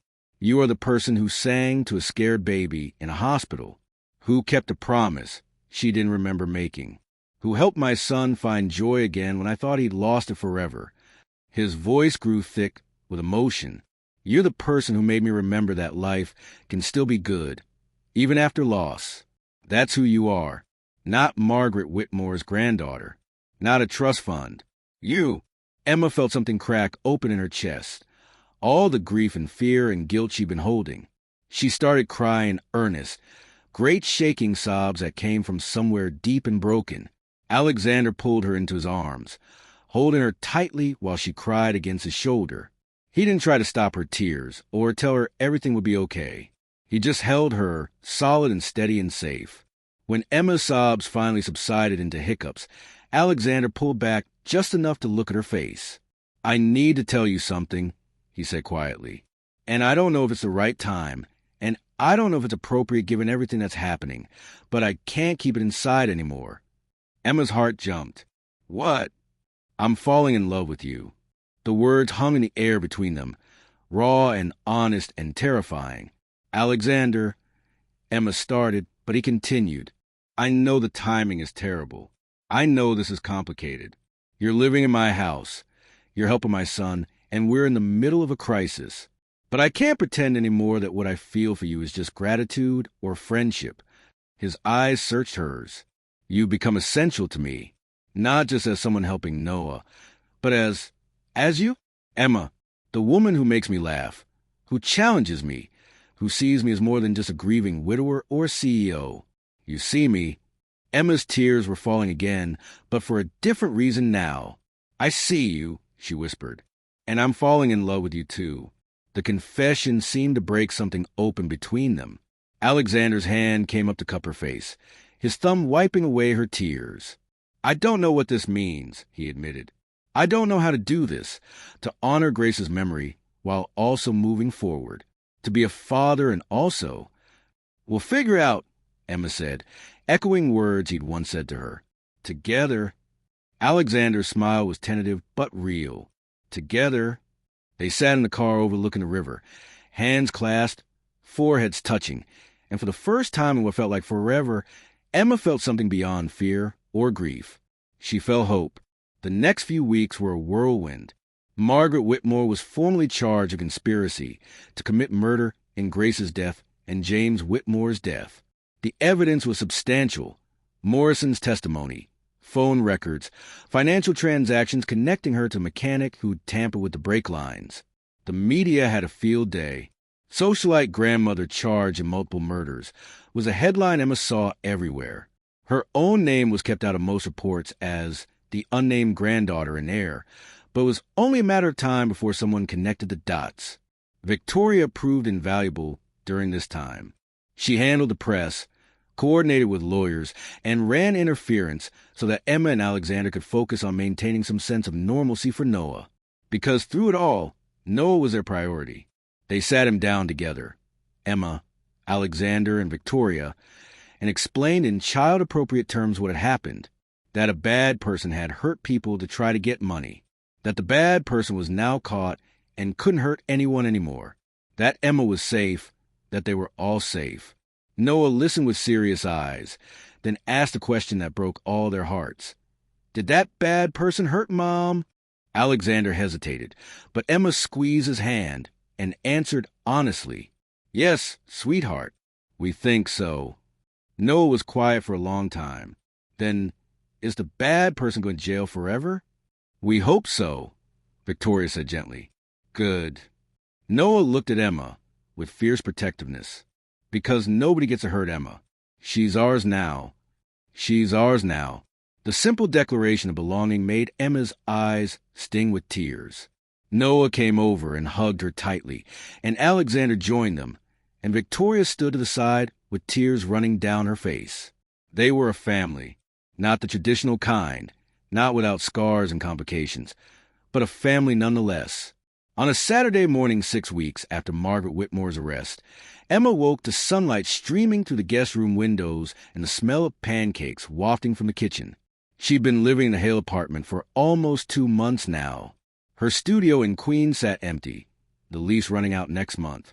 She needed to make a decision about it, but she kept putting it off, because the truth was, she didn't want to leave. Emma got dressed and made her way to the kitchen, where she found Noah at the table covered in flour and Alexander at the stove flipping pancakes with alarming precision. Emma, Noah waved a flour-dusted hand. We're making breakfast. I'm helping. I can see that, Emma said, laughing. Very professional operation here. Alexander turned, and his smile when he saw her made her heart do a little flip. Things between them had shifted since his confession in the car. They hadn't rushed into anything. Both were too aware of Noah's needs and their own complicated feelings about Grace's memory. But there was an easiness now, a comfort in each other's presence that felt like the foundation of something real. Coffee, Alexander offered. Please. They ate breakfast together, the three of them, with Noah narrating every detail of the pancake-making process and Alexander interjecting corrections that made Noah giggle. It was domestic and warm and achingly normal. After breakfast, while Alexander cleaned up, despite Emma's offers of help, Noah pulled her aside with a serious expression. Emma, can I ask you something important? Of course. Are you going to stay? Like forever? Emma's heart clenched. What do you mean, sweetheart? I mean, are you going to live with us always? Or are you going to move back to your apartment? Noah's eyes were anxious. Because I want you to stay. And I think Dad wants you to stay too. But nobody has said it. Emma glanced toward the kitchen where Alexander was loading the dishwasher, clearly trying to give them privacy, but probably able to hear every word. I want to stay, Emma admitted. But that's a big decision. I'd need to talk to your dad about it. So, talk to him. Noah said simply, tell him you want to stay. Tell him you love us. Because you do, right? Emma's eyes filled with tears. Yes, I love you both very much. Then it's easy. Noah hugged her. You stay, we love you, we're a family. Easy. If only adult emotions were that simple, Emma thought. But maybe Noah had a point. Maybe she was overthinking something that could actually be straightforward. Later that afternoon, after Noah had gone to a friend's birthday party, with security detail naturally, Emma found Alexander in his study going through paperwork. "Can we talk?" she asked from the doorway. Alexander looked up, and something in her expression made him set down his pen immediately. "Of course. Come in." Emma closed the door and sat in the leather chair across from his desk. "Noah asked me if I'm going to stay." Alexander went very still. "What did you tell him?" "That I want to, but that it's complicated." "Is it?" Alexander's voice was careful. "Complicated, I mean?" Emma took a breath. "Alexander, I need to be honest with you. Living here these past 2 months, it's been the happiest I've been in years. Maybe ever. Noah feels like the little brother I never had. This apartment feels more like home than anywhere I've lived since my mother died. And you," she met his eyes, "you become the most important person in my life." Alexander stood and came around the desk, kneeling in front of her chair, so they were at eye level. "Emma, let me finish," she said quickly. "I'm terrified. Terrified of getting too comfortable and then losing it. Terrified that you're going to wake up one day and realize I'm just a waitress from Queens with murderers in my family tree. Terrified that Grace's memory is always going to be between us." "Stop." Alexander took her hands in his. "Emma, listen to me. Grace will always be part of my past. She was Noah's mother. She was my wife, and I will always love the memory of what we had. But she's gone, and I've spent 2 years feeling guilty every time I felt anything other than grief. Guilty for laughing, for enjoying a meal, for noticing that the sun was shining." He squeezed her hands. "But you made me realize that moving forward doesn't mean forgetting. It means honoring the people we've lost by living fully, by loving again, by being happy." His voice cracked. "Grace would want that for me. She'd want that for Noah. And I think she'd be happy that it's you." Emma was crying now. "You really think so?" "I know so. Because Grace found you first, Emma. She knew you were important to Noah, to our family. She was trying to bring you back to us before." He stopped, swallowing hard. "In a way, you being here now is her gift to us. Her last act of love." Emma slid off the chair and onto her knees, wrapping her arms around Alexander's neck. He held her tightly, his face buried in her hair. "Stay," he whispered. "Please stay. Not as an employee or a guest or someone helping Noah. Stay as part of our family. As someone I'm building a future with." "Yes," Emma breathed. "Yes, I'll stay." They knelt there on the floor of his study, holding each other, letting years of grief and loneliness and fear finally begin to heal. It wasn't a dramatic kiss or a sweeping romantic gesture. It was simpler and deeper than that.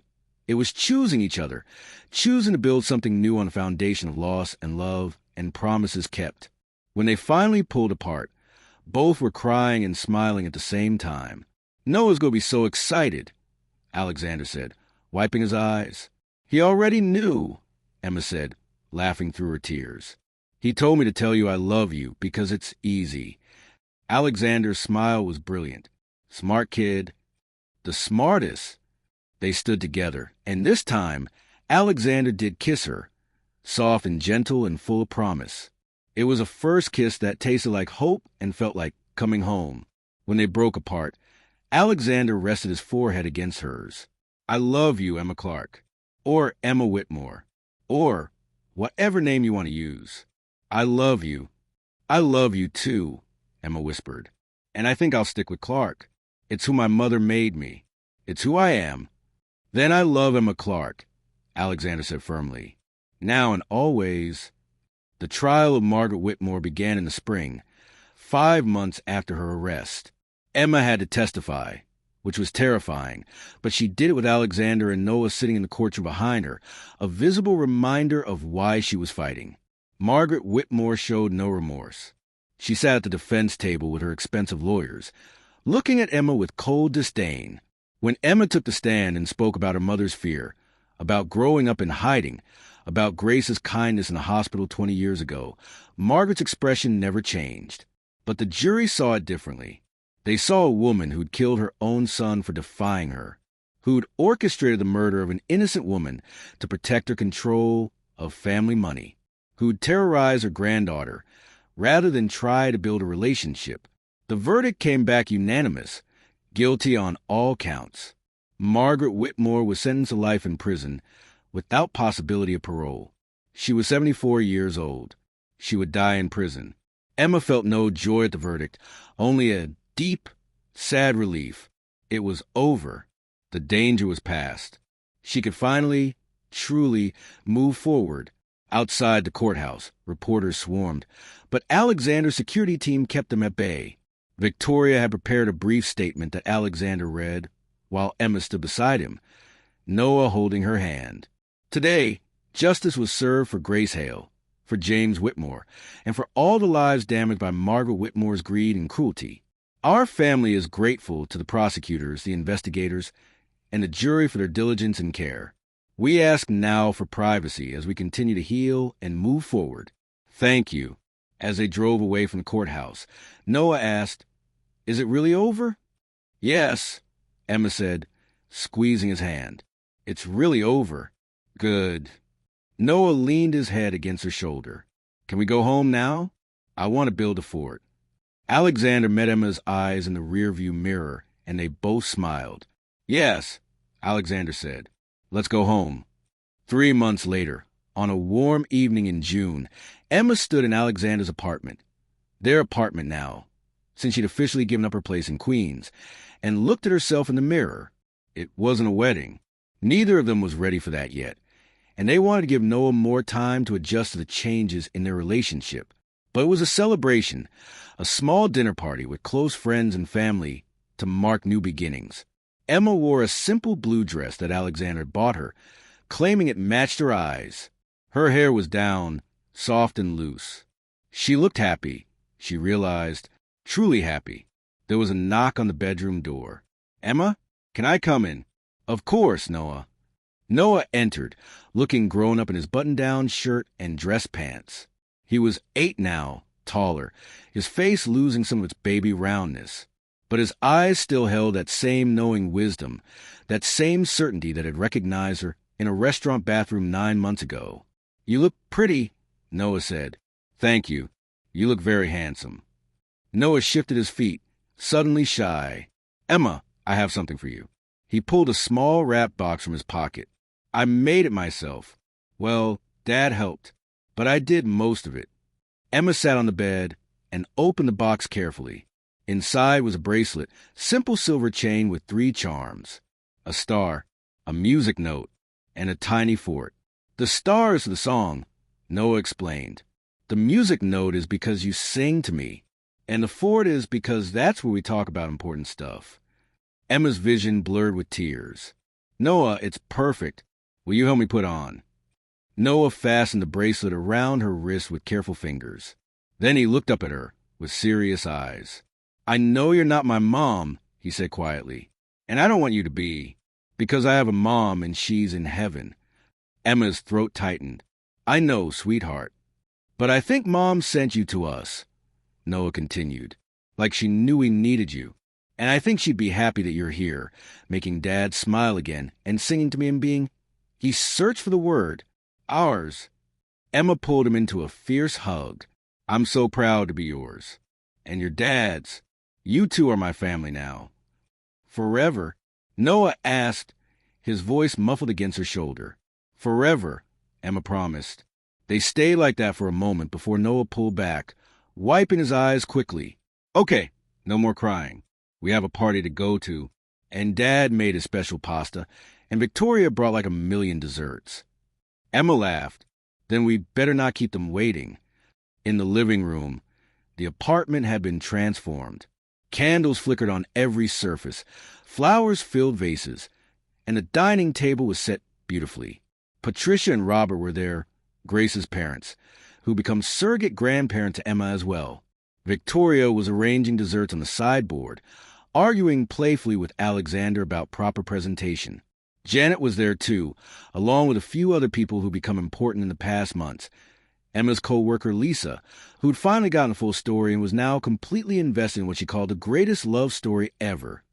Detective Rodriguez, who'd become a friend through the trial process, and even David Morrison, who'd testified and was trying to rebuild his life. When Emma entered, Alexander looked up, and his expression stole her breath.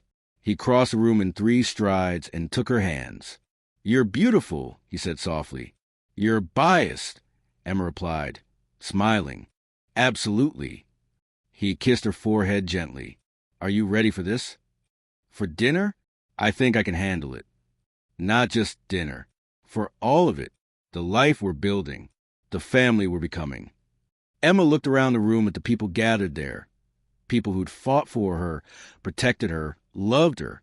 She looked at Noah, who was showing Patricia his math homework with pride. She looked at Alexander, whose eyes held a future full of possibility. "I'm ready," she said. "I've been ready since the moment I walked into that bathroom and found a little boy who remembered my voice." Alexander's smile was brilliant. He raised his voice to address the room. "Everyone, thank you for being here tonight. We wanted to gather the people who've been part of our journey, who've helped us heal, who protected us, who reminded us that family isn't just blood. It's the people who show up, who stay, who fight for each other." He looked at Emma, his hand squeezing hers. 9 months ago, Emma walked into our lives, or walked back into them, really, and everything changed. She kept a promise she didn't remember making. She helped my son find joy again. And she taught me that it's possible to honor the past while building a future. Emma felt tears sliding down her cheeks as Alexander continued. "So tonight we're celebrating. Not an ending, but a beginning. The beginning of our family. The 3 of us, together. The beginning of healing that's real and lasting. And the beginning of a love that I think has been 20 years in the making." Victoria raised her glass. "To new beginnings. To promises kept," Patricia added, her voice thick with emotion. "To family," Noah said loudly, making everyone laugh. "To love," Alexander finished, his eyes locked on Emma's. They drank and ate and laughed and told stories late into the night. Emma found herself watching it all with a sense of wonder. How had her life changed so completely in less than a year? How had she gone from invisible and alone to surrounded by people who loved her? Later, after the guests had left and Noah was asleep, Emma and Alexander stood on the balcony overlooking Central Park. The city glittered below them, alive with lights and possibility. "What are you thinking about?" Alexander asked, his arm around her waist. "About that night in the restaurant," Emma admitted. "About hearing Noah cry and making the decision to check on him. If I'd ignored it, if I'd gotten someone else, if I'd made any different choice." "But you didn't," Alexander interrupted gently. "You made the choice to be brave, to be kind, and it brought you back to us." "Do you think Grace really planned this somehow?" Emma asked. "From heaven or wherever she is?" Alexander was quiet for a moment. "I don't know if I believe in that kind of divine intervention, but I believe in connections that transcend logic. I believe that some promises echo across time. And I believe that love, real love, doesn't end just because someone dies." He turned Emma to face him. "Grace loved Noah enough to spend years searching for the girl who sang to him. You loved a crying baby enough to comfort him when you were scared and alone yourself. Those acts of love created a thread that connected you, even when you forgot, even across 20 years. And now that thread has pulled us all together," Emma said softly. "Yes, into something new. Something that honors the past, but isn't trapped by it." Alexander cupped her face in his hands. "I love you, Emma. Completely and without reservation." "I love you, too," Emma whispered. "You and Noah both. You're my family." They kissed under the stars, the city alive around them. The future spread out before them like an unwritten story. And in his room, Noah slept peacefully, the music box on his nightstand playing a lullaby, the song of stars and moonlight and promises that last forever. The restaurant was different now. Emma still worked at Luminosa, but only 3 nights a week. The rest of her time was spent with Noah, helping with homework, attending school events, building elaborate forts that got more architecturally complex with each iteration. She'd also started singing again, really singing. Alexander had found her a voice coach, and she'd begun performing at small venues around the city. Nothing big or flashy, just intimate performances where she sang the songs that meant something to her. And always, always, she closed with a lullaby, the one that had started everything. Tonight was special. Alexander had insisted she take the evening off, that he and Noah had plans. Emma was suspicious, but played along.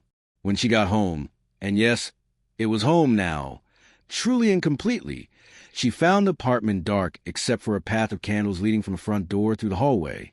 "Alexander?" she called. "Noah." "Follow the lights." Noah's voice came from somewhere deeper in the apartment. Smiling, Emma followed the candle path. It led her to the living room, where the largest blanket fort she'd ever seen had been constructed. It took up half the room, complete with structural supports, multiple chambers, and string lights creating a starry effect inside. "Welcome for forever," Noah announced, poking his head out. "Population 3. Emma laughed. "This is incredible. Did you build this yourselves?" "Mostly me," Noah said proudly. "Dad helped with the engineering parts." "Come inside." Emma crawled into the fort. Inside it was magical. Pillows everywhere, soft blankets, the string lights creating a warm glow. And in the center, Alexander sat with a picnic basket. "What is all this?" Emma asked, settling beside him while Noah plopped down on her other side. "A family meeting," Alexander said, his eyes twinkling with something that looked like nervous excitement. "In a fort?" "All important meetings happen in forts," Noah said seriously. "Everyone knows that." Alexander opened the picnic basket and pulled out 3 champagne glasses. 2 with actual champagne, 1 with sparkling cider for Noah. "We wanted to talk to you about something," Alexander began. "Noah and I have been discussing it for a while, and we both agree." "We want to make it official," Noah interrupted, too excited to wait. "We want you to be real family. Forever family." Emma's heart jumped. "What do you mean?" Alexander pulled a small velvet box from his pocket. But before Emma could react, Noah pulled out his own box, larger, also velvet. "Dad's asking you one question," Noah explained, "and I'm asking you a different question. But they both mean the same thing. Will you stay with us forever?" Alexander opened his box first. Inside was a ring, beautiful and simple, with a single diamond that caught the string lights and sparkled like a star. "Emma Clark," Alexander said, his voice thick with emotion. "Will you marry me? Will you officially become part of this family? Build a life with us? Be my partner in every sense of the word?" Emma was crying, nodding before she could even speak. "Yes, yes, of course yes." Alexander slipped the ring onto her finger with shaking hands, then kissed her with a gentleness that held all the love and promise of their future. When they broke apart, Noah was bouncing with excitement. "My turn, my turn." He opened his box to reveal not jewelry, but papers, legal documents. "I want you to adopt me," Noah said, his eyes shining. "I know you're not my birth mom, but you're my family mom, my everyday mom, my singing mom, and I want to be real and legal and forever." Emma couldn't breathe. She looked at Alexander, who nodded. "It's what he wants," Alexander said softly. "What we both want, if you're comfortable with it. No pressure." Emma pulled Noah into her arms, sobbing openly now. "Yes, yes, I want that more than anything. So you're my real mom now?" Noah asked, his own voice shaking. "I'm your Emma," she said through her tears. "I'll always be your Emma. But yes, if you want me to be, I'll officially be your mom too." "I want," Noah said firmly. He looked at the photograph of Grace that still sat on the bookshelf, visible even from inside the fort. "Is it okay, Mom?" he asked the photograph. "That Emma is staying? That we're a family?" And maybe it was a flickering candlelight, or maybe it was something else. But Emma could have sworn the shadows shifted in a way that felt like approval. Like Grace, wherever she was smiling. "She'd be happy," Alexander said quietly, following Noah's gaze. "She spent years trying to bring Emma back to us. This is what she wanted, for you to be loved, for me to move forward, for our family to grow. They sat in the fort, the three of them, with champagne and cider and tears and laughter mixing together. Emma wore Alexander's ring and held the adoption papers in hands that shook with joy. Noah chattered excitedly about the wedding. He wanted to be best man and ring bearer. And about telling everyone at school that he was getting a mom. And Emma felt something settle in her chest. A peace she hadn't known since her own mother died. She'd found her way home. Not to a place, but to people. To a family built on promises and persistence and love that refused to be forgotten. Later, after Noah had finally fallen asleep in the fort, refusing to dismantle it for historical reasons, Emma and Alexander lay together in the starlight, her head on his chest, his arms around her. "Are you happy?" Alexander asked quietly. "Happier than I knew was possible," Emma admitted. "Sometimes I'm afraid I'll wake up, and this will all be a dream." "Not a dream," Alexander assured her. "A reality we built together. From grief and loss and pain, yes, but also from hope and courage and the kind of love that transcends logic. Do you ever feel guilty?" Emma asked, "For being happy again?" "Sometimes," Alexander said honestly, "but less and less. Because I think Grace would be angry if I spent my whole life grieving. She wanted me to love again, to give Noah a family again, to honor her memory by living fully." He kissed Emma's forehead. "And I think she'd really like you. You too have similar spirits, kind, brave, fiercely protective of the people you love." Emma smiled. "I wish I could have really known her. In a way, you did. You knew her kindness when you were 6 years old. And you're keeping her memory alive for Noah, not by pretending she didn't exist, but by honoring what she meant to him." They lay in comfortable silence for a while, listening to Noah's soft breathing and the distant sounds of the city. "Alexander," Emma said eventually. Thank you." "For what?" "For being brave enough to let me in. For loving me despite all the complications. For sharing Noah with me." Emma lifted her head to look at him. "For seeing me, really seeing me, not just as a girl who sang in a hospital, but as Emma, as someone worth loving for who I am, not just what I represent." Alexander's eyes were bright with emotion. "Emma, you are the easiest person in the world to love. You walked into our lives and brought light back into rooms that had been dark for too long. You gave my son hope. You gave me a reason to look forward instead of backward." He kissed her softly. "Thank you for being brave enough to walk into that bathroom 9 months ago. For keeping a promise you didn't remember. For staying when you could have run. For loving us. Always," Emma whispered. "I'll always love you. Both of you." They fell asleep in the fort. 3 souls connected by threads of past and present, by promises kept and new ones being made, by a love that survived death and danger and time itself.